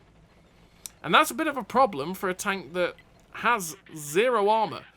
Okay, saying it's got 0 armor is a bit harsh. It's got a little bit of armor, but not armor that you want to sit there going, haha, you're going to bounce, because the likelihood is they're probably not going to bounce. And that can be pain. So you've got to be up close and personal in people's faces to be able to get shots off, to be able to pen people, or even do damage to people and actually hit them. But you're in the dilemma that you can't really take a hit. So the best thing to do is play peek-a-boom, where you put around a corner, go, hello, bang, pull back behind the corner and get safe. Which is what I try and force this tank to do, which is what we're going to do here against Mr. KB3. It's like, hello, Mr. KB3, I've got heat loaded. Not sure I was going to pen him with heat, so we fire HE and splash him for 201 damage and get ourselves safe. And that's the kind of peek-a-boom I'm on about, where you put around a corner and get yourself safe while you reload. But it can be very awkward, and you can't do that on every map. That's why I say this tank is just one of those, it's just a bit of a poor dirt memer, honestly. It really is just a bit of a poor dirt memer. So far, we managed to get that shot into the KB3. We spotted the KB3. We know there's something else in front of us over here. We've got the heat round loaded. We put the shell in to his side for 517, leaving him on 160 odd hit points. He takes a hit now. He's down to a one-shot for most people. I'm reloading the heat round to go after the Jagdpanzer IV. Now, I'm willing to take a hit from the Jagdpanzer IV, because if he fires, he should get spotted. But we ended up seeing, well, I didn't see him. I believe the heavy tank along the K-line spotted him, because he put himself out in the open for those tanks to see him. And unfortunately, the derpy gun handling of this gun came into play, so we missed him. This time, though, we'd have missed him anyway. The shell went low and we hit the floor again in the same spot that we hit, but we took the hit from the Jagdpanzer IV, spotted him up, and the M12 ended up going, hello, Mr. Jagdpanzer IV. I like your hit points. Say goodbye. And, you know, artillery did what artillery likes to do, and it deleted him. So we're at 1232 assistance, 718 damage. And what I could do right now is go back to our base and defend it, or I could do the thing that I say you generally don't want to do, which is I could push straight across the open. So what I've done there is I've destroyed part of the destructible cover that people like to go sit behind. Number one, that could panic the tank destroyer that is near it, because there's no doubt there's a tank destroyer near it. That could panic him. He'll move, and now for my push, he might not be there. But also, we find the artillery in a place that I didn't expect. But also, yeah, it might panic them, move, and they're not ready to be able to shoot down this line now that I'm going to do the thing that is, it's just usually a bad idea. If they have enough tanks back there that are painful to shoot, painful when they shoot you, I could be dead. But thankfully, they've got a tier 5 tank destroyer and the little tier 6 medium tank. So I'm actually safe to make this push and get down below their guns quite quickly. You got to be careful when you do that push. Now, I spotted them up, which was the whole point, because then I could light up the tank destroyer and the medium tank, or light up whatever was camping on this ridge, and the two guys behind me would farm them, which is what they've done. But, yeah, it's very, very risky. We end up finding the Sturmpanzer as well, which is camping down below. So we're going to try and get a shot into the Panzer V, or the PZF SFL 4C, or whatever it is, the Death Toaster. We were going to get a shot into that guy, but we saw the piggy, and you always take the opportunity to kill the piggy. Now, the VK3001D ends up dying for trying to shoot us. We've spotted the T25/2 a little bit and gives us a bit of assistance for that. We're now going to make sure we pop over to kill the PZ SFL 4C. We finished that guy off with a shot through the Death Toaster, but Mr. Sternpans is yellow, and I'm thinking, please die before you kill me. Please die before you kill me. Can I dodge this guy? No. No, I can't. And unfortunately, the Sternpans ends up killing us, but dies himself. He threw his whole tank away to do that, so fair trade, I suppose. We finished again with a pretty decent total there for the creature, but again, I think I showed the awkwardness of the tank in general. 1 kill, 1900 damage, the 3200 resistance, patrol duty, and the scout TD. And that's the creature. Fairly awkward tank destroyer. So now we're on to the next tank in the list, and it is the Tier 8 American Preferential Premium Heavy Tank, the Boggy Bogger, the Bog Horror M682E1 Super Mutant. Or is it Super Mutant or is it just Mutant 6? It's the Mutant 6, isn't it? So yeah, it's the Bog Horror. So Boggy Bogger, it is a decent Tier 8 Preferential Premium tank. It's not amazing. It's also not bad. It's one of those tanks that just sits there going, yeah, I'm okay. I can be really awkward at times. Sometimes it can be really nice. I have preferential premium matchmaking, which is very handy for me, which means I'd never see tier 10, which is always a very, very nice thing in general. But on the whole, I can be a real pain sometimes. The DPM isn't the best. The mobility's a bit slow. It generally feels a little bit lethargic. The gun handling's a bit derpy, but you've got good view range. And generally, you've got pretty decent armour as well, unless you're going against Tier 9 premium rounds, or even some of the Tier 9 standard rounds, to be perfectly honest with you. So it's one of those tanks that's sort of alright. It's just alright. There is no real fun thing about this tank that makes it absolutely incredible. It's just sort of trundles along, does damage. As long as people don't know the weak spots or have high penetration, you do okay. So let's get into the statistics of Mr. Boggy Bogger. So the Bog Horror, you've got a 29 km/h top speed, 14 km/h reverse speed, 960 horsepower engine, which is 14.34 horsepower per ton ratio, which means you've got pretty decent power to weight, but you are pretty slow at 29 km/h, and you've got 2.69 on soft, 1.4 on medium, and 1.07 on firm terrain resistances, which genuinely means this tank is held back quite a bit by those terrain resistances as well, and it can just genuinely be a little bit slow, this tank. It really can, and it's part of the lethargicness of the tank that it can be pain. 20% internal fire chance generally means this vehicle does get set on fire quite a bit as well if you get shot in the middle area of your vehicle. You got 30.42 degrees a second on the hull rotation speed, so the tank does turn pretty quickly on its tracks for a heavy tank, but it's not the fastest track traverse you've ever seen in your life. 27.3 degrees a second on the turret rotation speed, though, means this tank does turn decently quickly with its turret, meaning you can get your gun on target pretty quickly. 475 meters of view range means this tank can spot for itself fantastically as well, meaning it doesn't get outspotted. Well, it gets outspotted. People can spot it really easily. It's a big, heavy tank. It's got no camo. But at least you'll be able to spot them with the 475 meters of view range. 1.22 accuracy during rotation with a 1.74 accuracy during movement means that your accuracy during movement actually isn't too bad, but your accuracy during rotation isn't too great. It means the aim circle does become fairly large, but you've got a 1.97 second aim time, which is fantastic, meaning this gun does aim in pretty quickly. 0.38 accuracy at 100 meters as well is on the derpier end of accuracy, and you do feel it in this gun at times. The gun can be a bit of a troll and miss shots that you sit there going, oh, come on, gun. You know, it's one of those kind of tanks. 10 degrees of gun depression is pretty solid, and it is a very tall tank. So you can use ridgelines fantastically, but not quite as well as some of the smaller tanks because you have to still go over quite a bit to be able to get the gun down as you are a large vehicle. But it's still fantastic gun depression.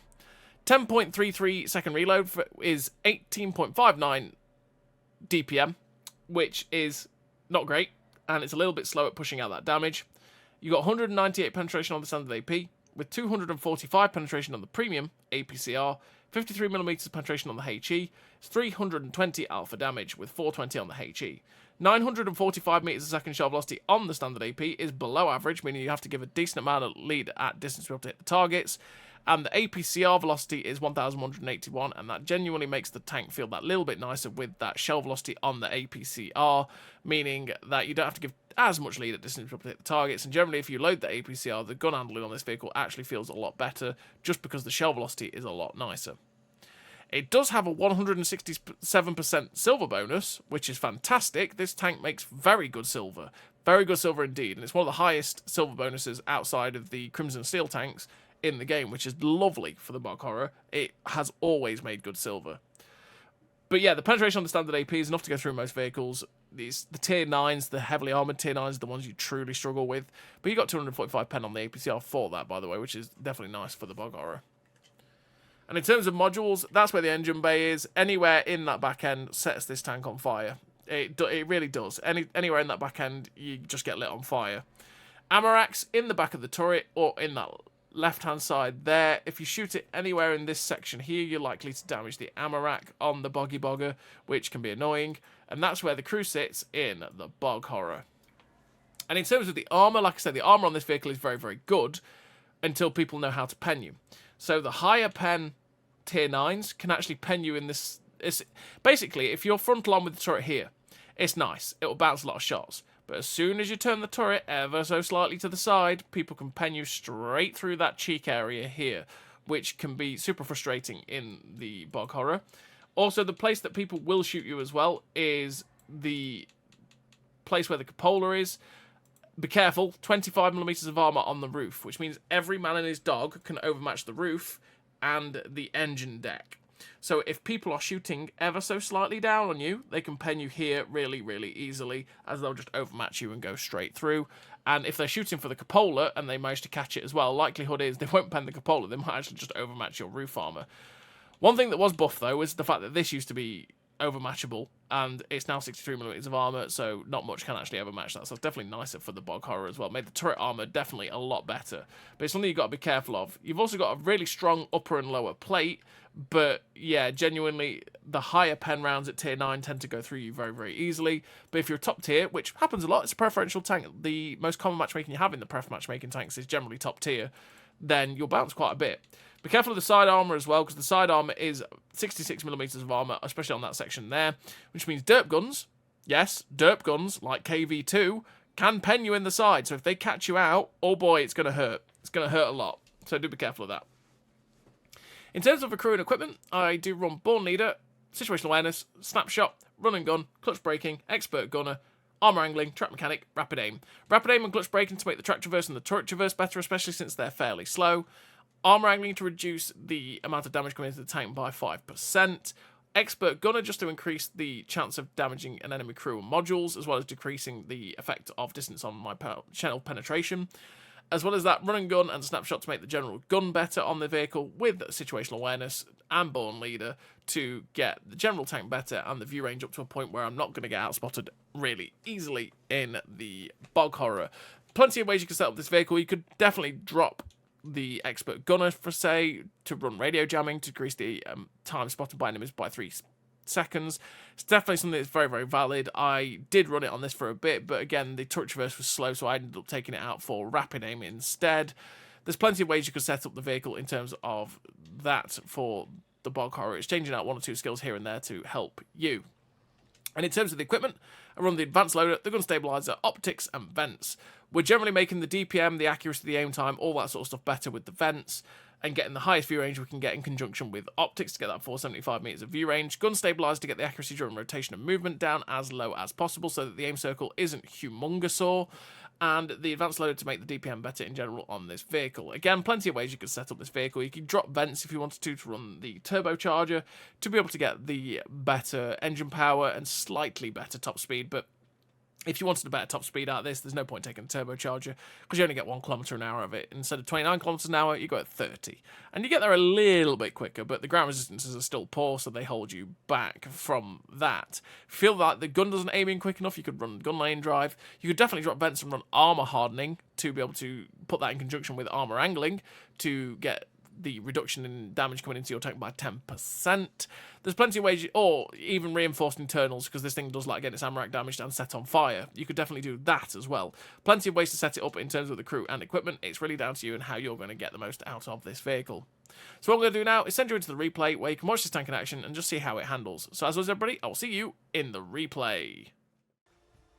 So here we are with the Bog Horror in the match up here on Mines, in a top tier matchup, but like I say, with the preferential premiums like the Bog Horror, my general experience of playing preferential premiums is they get top tier 80% of the time, and then 20% of the time is against tier 9s. You don't see tier 9s, or you don't see the +1 that often, and especially these tier 8s, they don't see tier 9s that often, and I think that's a lot of that is actually probably because poor old tier 9s get dragged into tier 10 all the time, so there's not as many to proliferate the weird matchmaking rules that fit preferential premiums, right? Where it's fitting them where they have to be in that +1 or be top tier, right? So, yeah, the Bog Horror is one of those that generally, my experience of playing this tank is top tier. It's one of those tanks that can be a bit awkward, because like I say, the armour on it is good, but if someone is it's better than a Super Pershing, but it's kind of Super Pershing-y. In the fact that if someone knows how to take you out, they will take you out. And there's not that much you can do to combat it. But if you come against a lot of people that don't really know how to take on the Bog Horror, you can have a good time. The only thing is you are very slow to put out damage, and you do trundle across the battlefield. And adding that the gun can troll the living hell out of you as well, yeah, it can be a very frustrating tank to play at times, the Bog Horror. I say it's no less solid, it's just one of those vehicles that can be awkward and a bit annoying. So you saw me take a shot at first. Now, why did I take a shot at first? That was because I didn't get spotted when I poked over the ridge. But I thought maybe there was a tank destroyer that was behind the rock and wasn't in the perfect position to see me. So I just fired randomly and wasted a shell and a reload just to see if I got lit up. Because if I did, then I knew there was a tank destroyer on the little tank destroyer ledge at A4. But there didn't seem to be, so since I didn't get spotted for firing, which we're in a big tank that's got no camo, I thought I would, then I knew that I was safe to just go and poke round this corner to face off against people like the T-29 and the Panther. Mr. Gorinich has come round. Now, you saw me focus out the Lycan. 2 reasons. 1, gun out of game. Getting a gun out of game is always the best thing to do. Number 2, because if the Lycan decided to use mobility and get around me, it would make it awkward and I'd have to turn my turret, meaning I couldn't get shots at these guys. Or I'd give free shots into the side of my turret for these guys. Now, Mr. Gorinich is YOLO does. And it's a bit awkward because, well, I'm not sure what's happened with my team. So I'm now kind of alone with these guys, and the poor squall that was behind me is dead. So yeah, we've managed to put a shot into the Panther, putting him down to a 1-shot. Thankfully, the Panther 88 shut down the Panther, and we're in an awkward duel here with the Gorinich. Now, if I was firing premium, I would be penning this Gorinich every time. But my AP pen is not is on a par where I could pen it, but it's not guaranteed to go through that droid every time. And if I hit an awkward angle, it's just going to ricochet, and that's kind of what has happened, which, yeah, it's super frustrating. But I can go through the cupola of the Gorinich, so that's what we're having to make sure. Now, this guy does fire pretty quick, and so he's managed to pen us there. He's already damaged our gun, so now I know I'm going to get the reload in before he fires again. We managed to put the shot through his cupola. I'm now keeping my gun in his gun barrel. I'm making it as hard as possible, making it more likely that he hits my gun, and there we go. He ends up hitting my gun, which means that I get the chance to put a shot towards his cupola. But naturally, as I do that, I bounce off his turret. Thank you, RNG. Glorious scenes. But this time we repair the gun, aim it up into the droid properly as he got stuck, and finish him off. Up to 2.8k damage and 467 assistance. The light tank's now coming round behind us. Oh, hello, Mr. Lycan. So we aim up the shot. Oh, that's a poor shot. We missed the shot on the Lycan as we lead it too much. He goes round in front of us. We're trying to HE him, trying to ram him into a better position to make it easier for us to get shots in. But oh no, we've boo-booed. We've given him our side. That was a mistake. We get the HE around him for 410, but he finishes us off. That was a bad mistake there with the armor. We should have kept our armor front onto him, but we were just trying to narrow him into the corner. But we finished again with 3.3k damage, 3.4k block, the 3rd class, 825 base XP on a loss for the Bog Horror. And yeah, that was the Bog Horror. So here we are with the next tank on the list that you can earn from the Monster Hunter Earnable. It is the Roswell XM66F, the Tier 8 American Premium Tank Destroyer, and it's an okay tank destroyer. It's got nice turret armor that can bounce quite a bit, as long as you're using the gun depression. The hull armor isn't the best in the universe, but you do have a turbo mode, so your mobility is fairly sluggish outside of the turbo mode with the 35 km/h top speed, but when you go into the turbo, you've got pretty good engine power, getting you up to 45, which means you can get about a little bit quicker. But naturally, with the turbo mode, just like the CS63, the CS59, the CS53, the aim circle becomes rather large, meaning that you won't really hit anything when you're in that turbo mode, so you have to switch back to the normal drive mode to be able to, or the normal fight mode, to be able to actually fire the gun and hit the targets. Your camo's also okay in general as well. The reload's nice.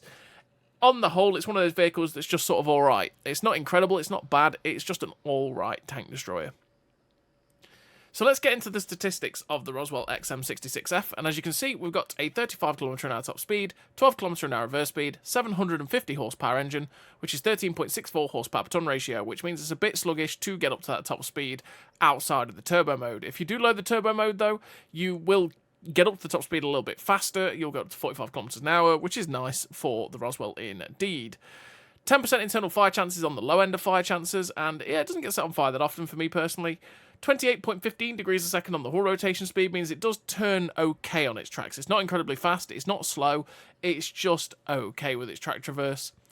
2.88 on soft, 1.44 on medium, and 1.15 on firm is atrocious terrain resistances, and they do make the tank feel even more sluggish when it's turning and when it's trying to get to its top speed. You got 293 meters of still concealment with the build that we run, 313 of on the move concealment, which again, it's not terrible camo, it's not great camo, it's enough to stay unspotted when you're stationary until you fire, which can be decent. 464 meters of view range is also okay. It's again not brilliant, but it's not bad. It means you can spot for yourself fairly well in the Roswell. 16.69 degrees a second on the turret rotation speed, though, is slow. So turret to tank destroyer. Turret to tank destroyers always have slow turret traverses, and that's the way that the Roswell is. It's a very, very slow turret traverse, and it's limited. It can only turn 30 degrees to the left and 30 degrees to the right, meaning it is very, very limited in the way it can turn its turret. 0.75 degrees a second on the rotation speed, 0.75 on the accuracy during rotation. We'll get there in the end. 2.66 accuracy during movement. So as a pair, accuracy during rotation is fantastic. That's fantastic for this kind of tank destroyer. 2.66 accuracy during movement, though, isn't the best, and that does mean the aim circle blooms out quite a bit when you move the tank. But you've got a 1.92 second aim time, which means the gun does aim in actually pretty quickly, which is good. 0.33 accuracy at 100 meters as well is getting onto the more accurate end of gun handling, which is great for the Roswell, meaning this gun generally hits its target, which is always good. 10 degrees of gun depression is incredibly flexible on the ridgeline, and it's where this vehicle wants to be able to use that good turret armor it has, because it doesn't really have good armor outside of the turret armor, so it wants to be on the ridgeline using that 10 degrees of gun depression. 9.58 second reload is 2.6k DPM, which is pretty good, with a 232 penetration on the standard AP, 276 on the premium APCR, and 60mm of penetration on the HE. With 420 alpha, it used to be lower, but now it's higher at 420 because that got changed, and 530 on the HE. 1,067 meters a second shell velocity on the standard AP, with 1240 on the premium APCR. Velocity on the APCR is very, very nice, and you're slightly above average in terms of the AP velocity as well. I mean, you still have to give a decent amount of lead at distance to be able to hit the targets, but the general shell velocity isn't too bad. And 232 pen is decent. It's not fantastic tank destroyer penetration. There's a lot of tank destroyers that tier 8 with a lot higher, but it's still good enough to go through most vehicles, and if you struggle, you can just load the APCR. It's only the super heavy tier 10 tanks that you do struggle with the 276 penetration. And it has a 150% silver bonus on the Roswell, which means that you do make decent silver. It's not the most amazing silver in the universe, but it does make decent silver. And again, if you're earning it for free, fantastic, right? So the modules for the vehicle, that's where the engine block is, and yeah, if it's a big engine block again, it's a very obvious position where the engine block is. If you get shot in that back end, you're likely to lose your engine. Like I said, generally I haven't really been set on fire though. It does take 2 seconds to enter the drive mode, or the siege mode it says. The drive mode or the turbo mode is the way we'll go with it. So it does take 2 seconds to enter that, so do bear that in mind. It doesn't have siege mode. I don't know why it says siege mode, but there you go. So yeah, generally your engine will get damaged, but like I said, I haven't really had it set on fire often. Ammo racks, though, yes, it does get its ammo rack damaged quite a bit. As you can see, any shots that go through the front area of this vehicle are likely to damage the ammo rack. And that's where the crew sits in the Roswell as well, which, yeah, they all sit in the turret. And that's where the Stevens sit, you know. In terms of the turret armor, like I say, the hull armor is not great at all on this vehicle. It tends to get penned very easily in the lower plate. Most tanks can pen it in the upper plate that it will face, except for tier 6s, maybe all tier 7s. But most tanks will go through this hull armor very, very easily. But the turret armor is very, very nice. You do have to be careful about catching shots in this angled section here. But generally, if you're using the 10 degrees, or on the underside of the gun there, by the way, that can also catch shots from higher pen rounds. But generally, if they hit these turret cheeks, they will ricochet if you're using your gun depression, as it makes it very, very good. And the general armor on this vehicle is pretty nice in terms of the turret if you are using that gun depression. But like I said, that's where it's a bit of a pain for the Roswell, because you do have the 100mm on the cupola little areas here as well, which can catch shots, so you do have to be careful of that. But yeah, if you're outside of using your gun depression, it's very easy for most vehicles to be able to pen you in this tank, so you do have to be careful of that, as it's one of those tanks that has a bit of give in the turret armor, which is nice. It's always nice to have a tank that has that little bit of give with armor, but don't ever think you are the most impenetrable tank in the universe, because tanks still can pen you, so you have to be careful of that. In terms of a crew and equipment, well, in terms of the crew, I run Born Leader, Situational Awareness, Camouflage Expertise, Green Thumb, Run and Gun, Snapshot, Comms Expert, Radio Jamming, and Clutch Braking. Clutch Braking to help the tank turn faster, as the track traverse isn't the best. Comms Expert and Radio Jamming to decrease the time I'm spotted for and increase the time other people are spotted for, because if I spot them, that means I have a longer amount of time to get a reload in and possibly get another shot into someone before they get unspotted if they got outside of my view range. The Snapshot and Run and Gun to make the gun generally better on the vehicle, because you just want to do that. You want to make sure that the aim circle doesn't become absolutely massive. Green Thumb and Camouflage Expertise to increase the camo generally on the vehicle and in a bush, which can be handy if you do set up in those tank destroyer locations where you're firing through a bush, meaning you get the maximum camo, making it harder to spot you. With the Situational Awareness to generally get the view range higher on this vehicle so it can try and spot for itself, and Born Leader to be able to make the best out of everything on the tank. Again, with the Commander, there's the possibility you could swap out. I would always take Radio Jamming, so it's spotted for less time. But you could drop out Comms Expert for something like Rapid Aim to make the turret traverse better, as the turret traverse is poor. You could also run Expert Gunner to decrease the effective distance on your penetration and increase the chance of doing module damage. Track Mechanic even, in case you get your tracks blown off and you've already burnt the repair kit. That sort of thing. It's really down to you and how you want to kit out the tank in terms of that crew system. And in terms of equipment, again, very flexible in terms of the equipment. We run Advanced Loader, Optics, Camo Net, well, sorry, not Camo Net, the Advanced Optics, the Improved Concealment, and Low Noise Exhaust. Now, I run Low Noise Exhaust to get that the detectability during movement down as low as possible, as close to that still concealment of 293 that you can see there. We've got it down to 313 on the move concealment because of low noise exhaust, meaning it's a lot harder to spot us while we're on the move into position. If I was to drop that, as you can see, if I use the right buttons, it goes up to 336, so you do gain that extra 24 meters of on the move concealment, which can be handy for the Roswell for sneaking into position and then being able to fire without getting spotted from a bush location, right? And so the enemy doesn't really quite know where you are.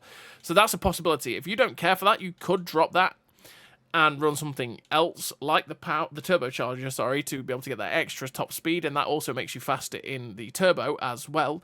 The loaded shell exchanger, which is the ammo swapper to get the shell that you want for any given opportunity. You could run Flash Hider instead of the low noise exhaust as well, for if you're in a position where you want to get the best out of your camo while firing, so that, again, if you fire your gun, you're less chance of you getting spotted. You could run the vents to get everything generally better, or you could go for a full TD setup, drop Advanced Concealment, and run a Camo Net, and have the binoculars instead of optics to be able to spot things at further ranges and get that better view range out of it. There's plenty of ways to set up the tank in terms of a crew and equipment. It's really down to how you're going to get the best out of it. But yeah, that's the Roswell. Like I say, it's a decent tank stroke tier 8. It's not incredible. It's not going to blow your socks off when you play it and go, yeah, this is amazing. It's just alright at what it does. And you can have fun with it, and sometimes it can be a royal pain. So what I'm going to do now is send you into the replay where you can watch this tank in action. So here we are in the Roswell, here in a tier 9 game on this map, which is Thiepval Ridge. And what I want to do on Thiepval Ridge in the Roswell is activate my turbo mode by pressing left on the D-pad. As you can see, it takes 2 seconds to switch into that turbo mode, and then I can go at this 45 kilometers an hour, which is obviously a lot faster than the 35 kilometers an hour, meaning I can get to the positions a bit quicker. It's still not fast, honestly, in the Roswell. It's still not fast, but it's quick enough, and it's nice to have that, because if you were taking out the XM66F, the unskinned Roswell, that tank doesn't have the turbo like this vehicle does. It has a better gun, generally, and a better rate of fire and stuff like that in trade-off, but it means you're just that little bit more slow and sluggish to get to positions to be able to get the farm on, whereas this tank can get to those positions a little bit faster. So we want to get to this position here at G5, G6, so, like a G6, sorry, brain, come on. So, yeah, we want to get to the position here at G6 so that we can shoot people that cross the 8-9 line, get shots into people that might be camping, all that good stuff. So we've seen a medium tank that was going around the corner there as a Valeraphon, so we're just going to wait to see if anyone climbs this little ramp. It's all about, we are a tank destroyer at the end of the day, so it's all about a bit of patience. And this is where having the camo net and maybe a flash hider for the Roswell would be a better deal, because that Arachnid probably would not have seen me if I had the camo net and the flash hider. And that's where I say that that could be more useful for a Roswell than what we've got on it.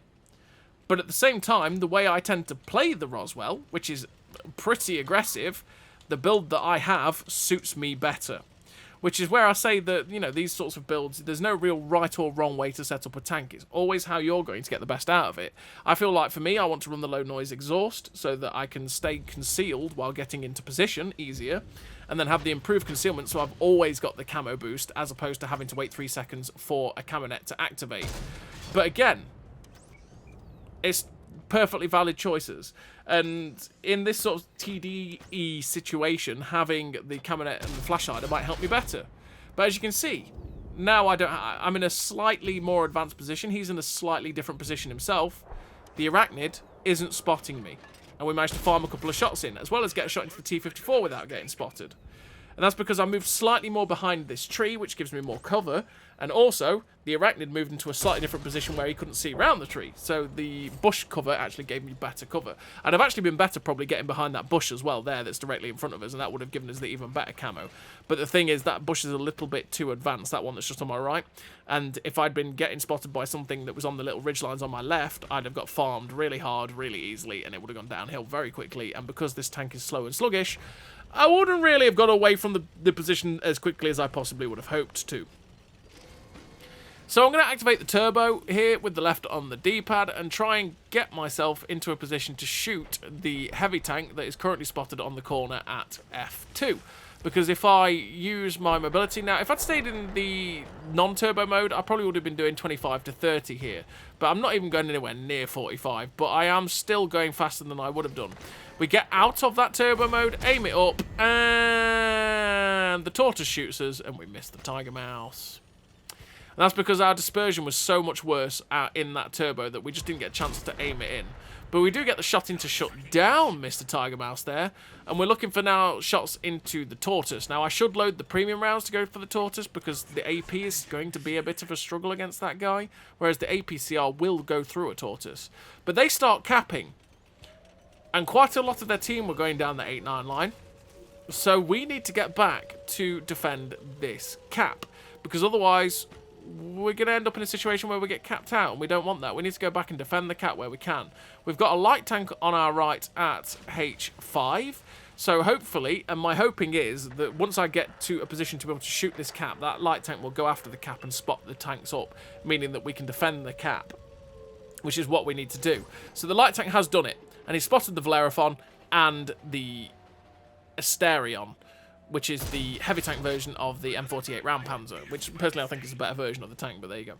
So we get a shot into the cupola of the Asterion. We've loaded APCR as well, because we're not always guaranteed to go through that cupola on the Asterion, whereas the APCR is going to go through it a lot easier. Now, we get spotted there because of the Barask, but we managed to, thankfully, we managed to bounce a shot from the Iron Rain there. We probably should have died to the Iron Rain, but we get fortunate and he bounces. And we shut down the Iron Rain with a shot through him there. We're going to aim for the side of the turret now on that Asterion with the APCR round. Again, if we'd fired AP there, we would not have gone through that Asterion's turret side. We'd have bounced. So thankfully, the APCR round is exactly what we needed. Going to pop a blind fire in, and we don't do any damage, because there's a possibility he probably moved by them. So I want to get into a better position where I can get shots at the Asterion and also stay safe, because I feel like the Valeraphon is trying to shoot me around that corner, around that ridge. There's also the Barask on top of the hill that will keep spotting me and have easy shots. So if I get to this house directly in front of me, I should be able to get shots and spot. It's not a Barask, it's a Dragon. What am I on about? But yeah, from this house, I can stay safe from the Dragon. I should hopefully spot the Asterion in the cap and be able to get shots into him. So we get unspotted, which is the perfect opportunity now. I'm trying to angle it better. Someone blind fires us, so we poke around the corner, go, hello, can we see you? No? There we go. We move into a position where we can see the Asterion, pull back behind the bush, aim the shot up, put the shot straight through his cupola. Perfect play there, that was, because we managed to poke around the bush, we spotted him, and then we pulled back behind this bush, which gives us all the concealment, meaning we can fire through that bush without him seeing us, and we finish off the Asterion there for our third kill of this game. We're up to 4.2k damage with 204 resistance damage. We end up seeing the Dragon on top of the hill, get a shot through the Dragon's lower plate, but we're still detected, which means the Valeraphon is looking at us, and in fact the Valeraphon got all the way over there to J9. I thought he was still in the corner at like F90.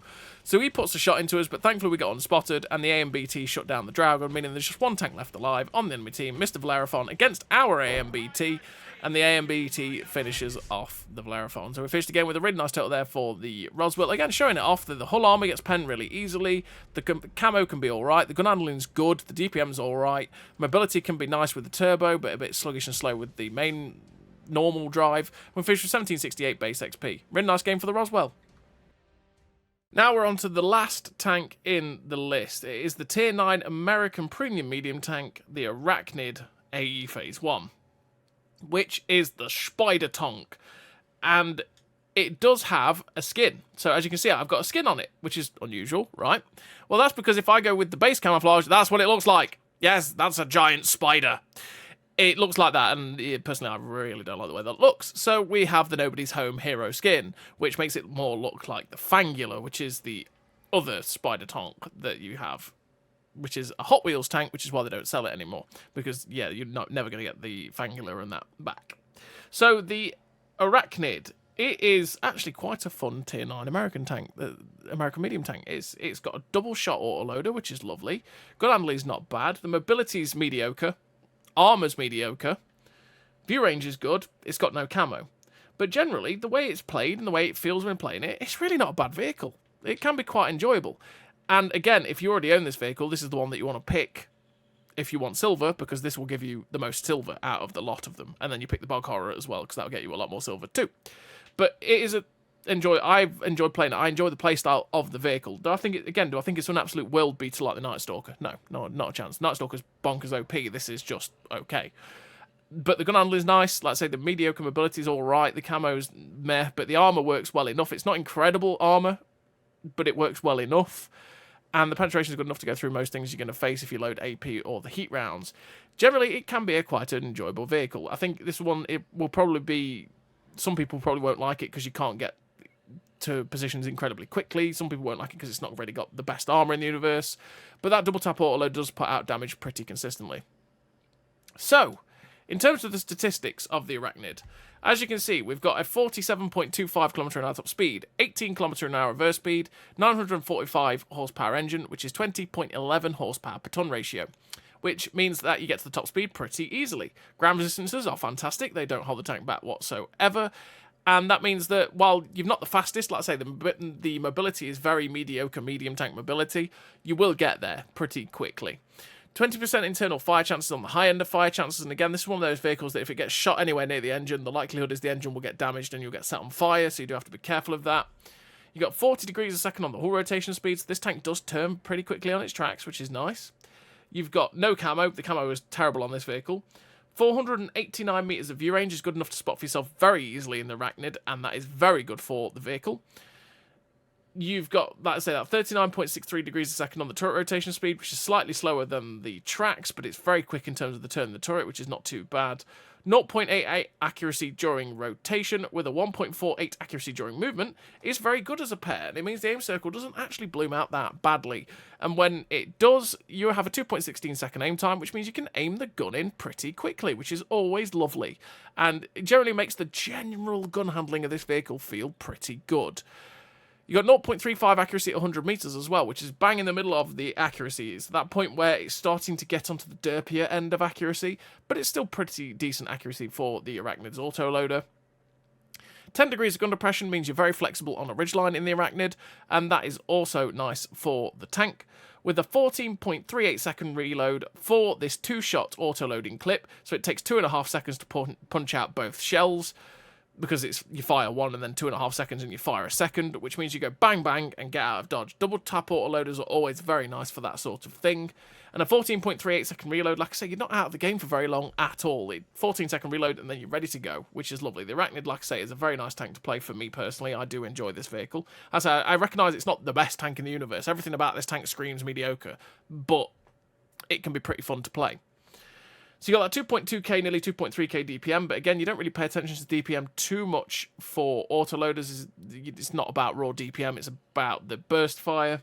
238 penetration on the standard AP, with 280 penetration on the premium heat rounds, 60mm penetration on the HE. I don't really use the HE ever, to be honest. I just generally stick to the AP and the heat rounds, as they're good enough to go through most vehicles you're going to face.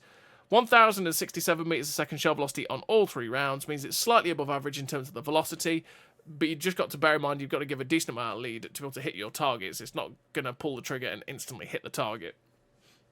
But you do have 320 alpha on this autoloader as well, which means you have that 640 clip for the double tap, which sometimes can feel a little bit underwhelming when you go bang bang and you go, oh, I only did 640. But like I say, just the ability to get in, dump both shells and then pull back is a lovely thing for the Arachnid indeed. As it is a tier 9 premium, you don't get any bonuses. Just the same as the Nightstalker, there is no bonuses for this vehicle, so it doesn't make you better silver or better crew training, other than the Monster Hunter Earn-Up thing where you get the 2 times crew XP bonus, right? But yeah, so it's not for that, really. It's just a tank that can be quite fun to play. It's got a high gold cost, which means that, again, if you get dupes in maybe a war chest, or you get the ability to earn it again for free like now, you can get a lot of silver for it. So that can be pretty good. So in terms of the modules, that's where the engine block is. It's a big engine block, and like I say, if it gets shot in that back end, it likes to get set on fire. Generally, when I've been shot in the front, I don't really get set on fire that often through the front end of the vehicle. It's more if I get shot here, that's where the likelihood is I'll get lit on fire, but it does like damaging the engine. That's where the ammo racks are. Again, there's quite big ammo racks. If you get shot in that right-hand side of the hull, the likelihood is you're going to get ammo racked, so do be careful of that. And that's where the crew is in the Arachnid as well.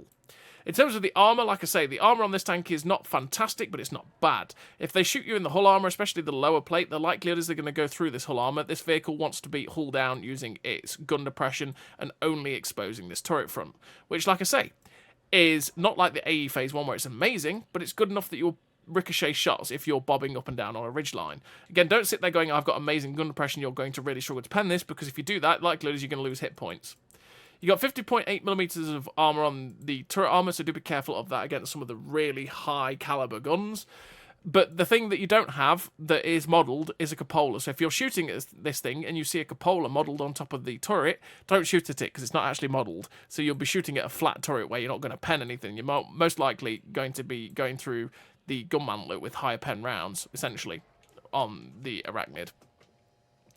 And in terms of a crew and equipment, well, in terms of the commander, I do run Born Leader, Run and Gun, Snapshot, Situational Awareness, Radio Jamming, Track Mechanic, Armour Angling, Expert Gunner, and Off-Road Driving. We're running Off-Road Driving to be able to get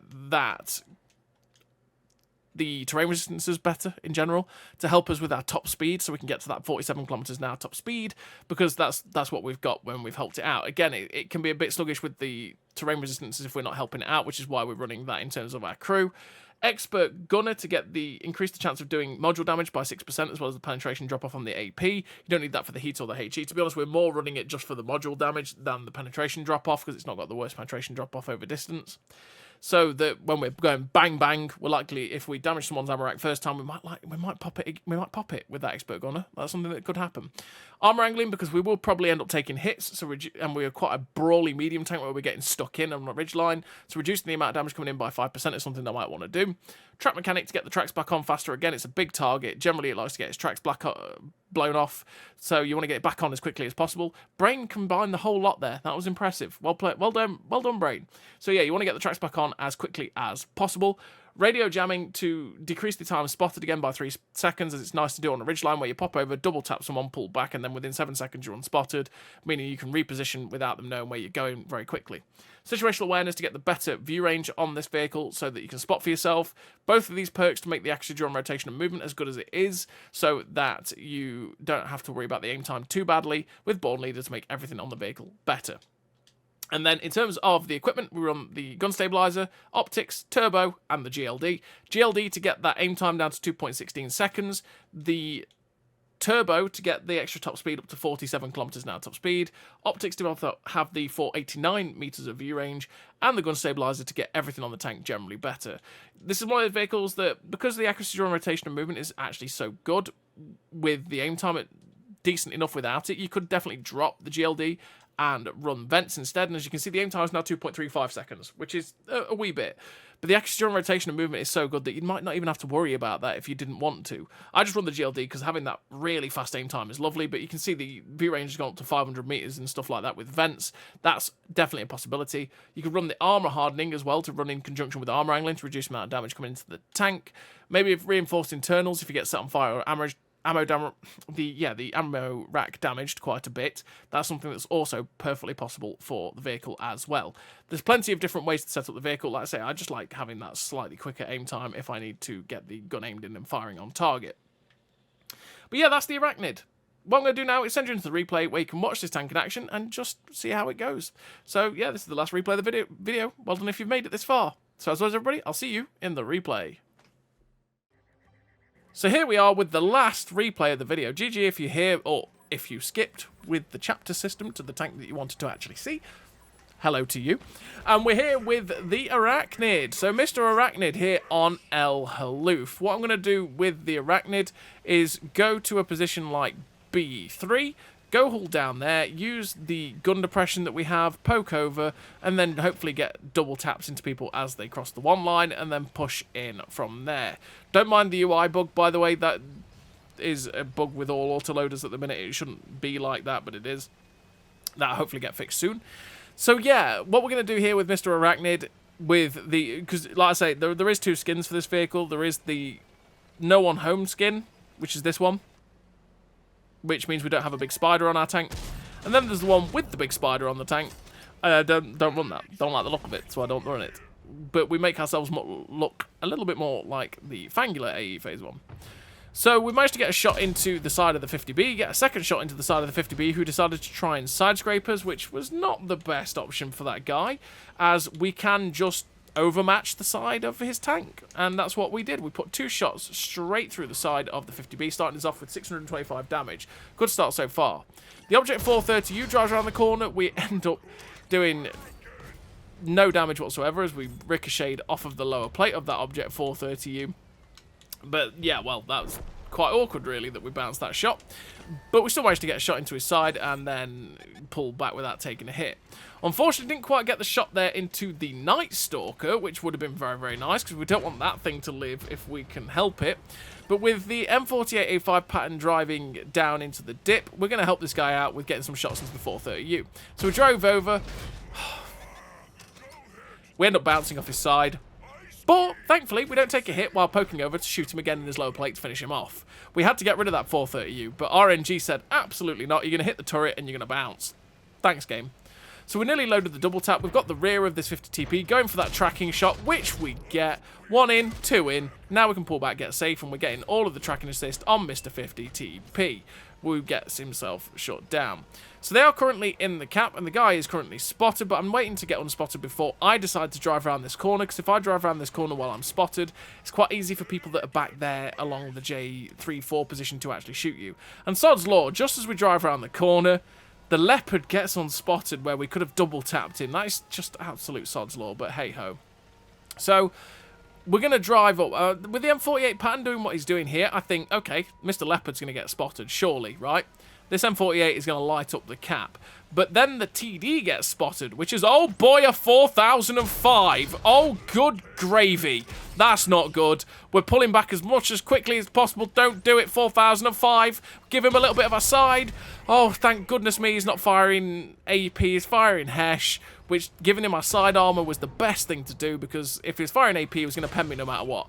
Firing Hesh, he could only pen me if I gave him my upper plate or lower plate. And thankfully, firing the Hesh, he shot it into our tracks and only did 600-700 damage. That's why we gave him our side armor at the last second there, because I was thinking, well, hopefully if he's firing Hesh, he'll just splash, and that's exactly what happened. That could have been so bad, but that guy, yeah, threw away his hit points just to try and do that. So we're up to 2.7k damage with 671 assistance damage. They've still got quite a few tanks left, so I decided, okay, I'm going after this TO-55, and then I can poke up this little slope here, which is absolutely spot on, perfect. So the TO-55 gets shut down, and we're going to go try and get some shots into the side of the AMX M454, who is currently in a good position for us to get shots into if he drives out left or right of this building.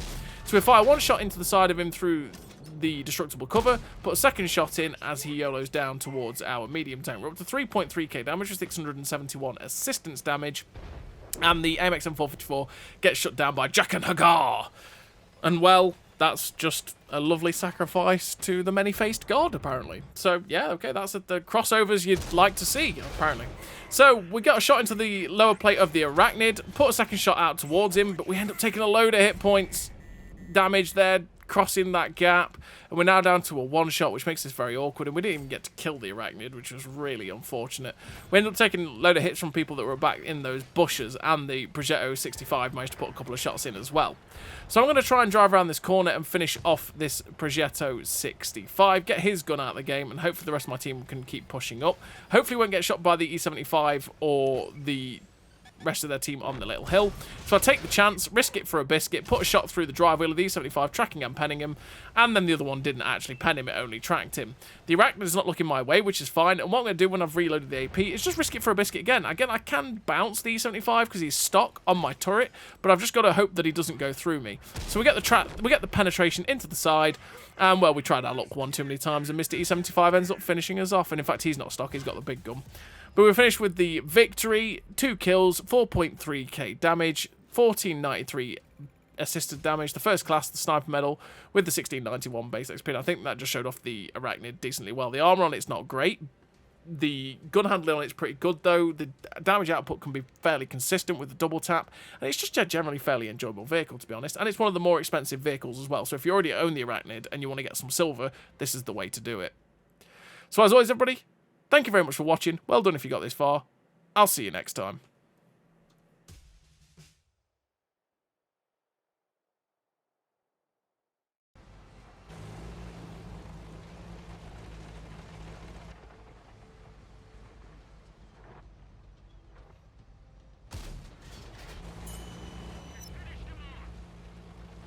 A great success!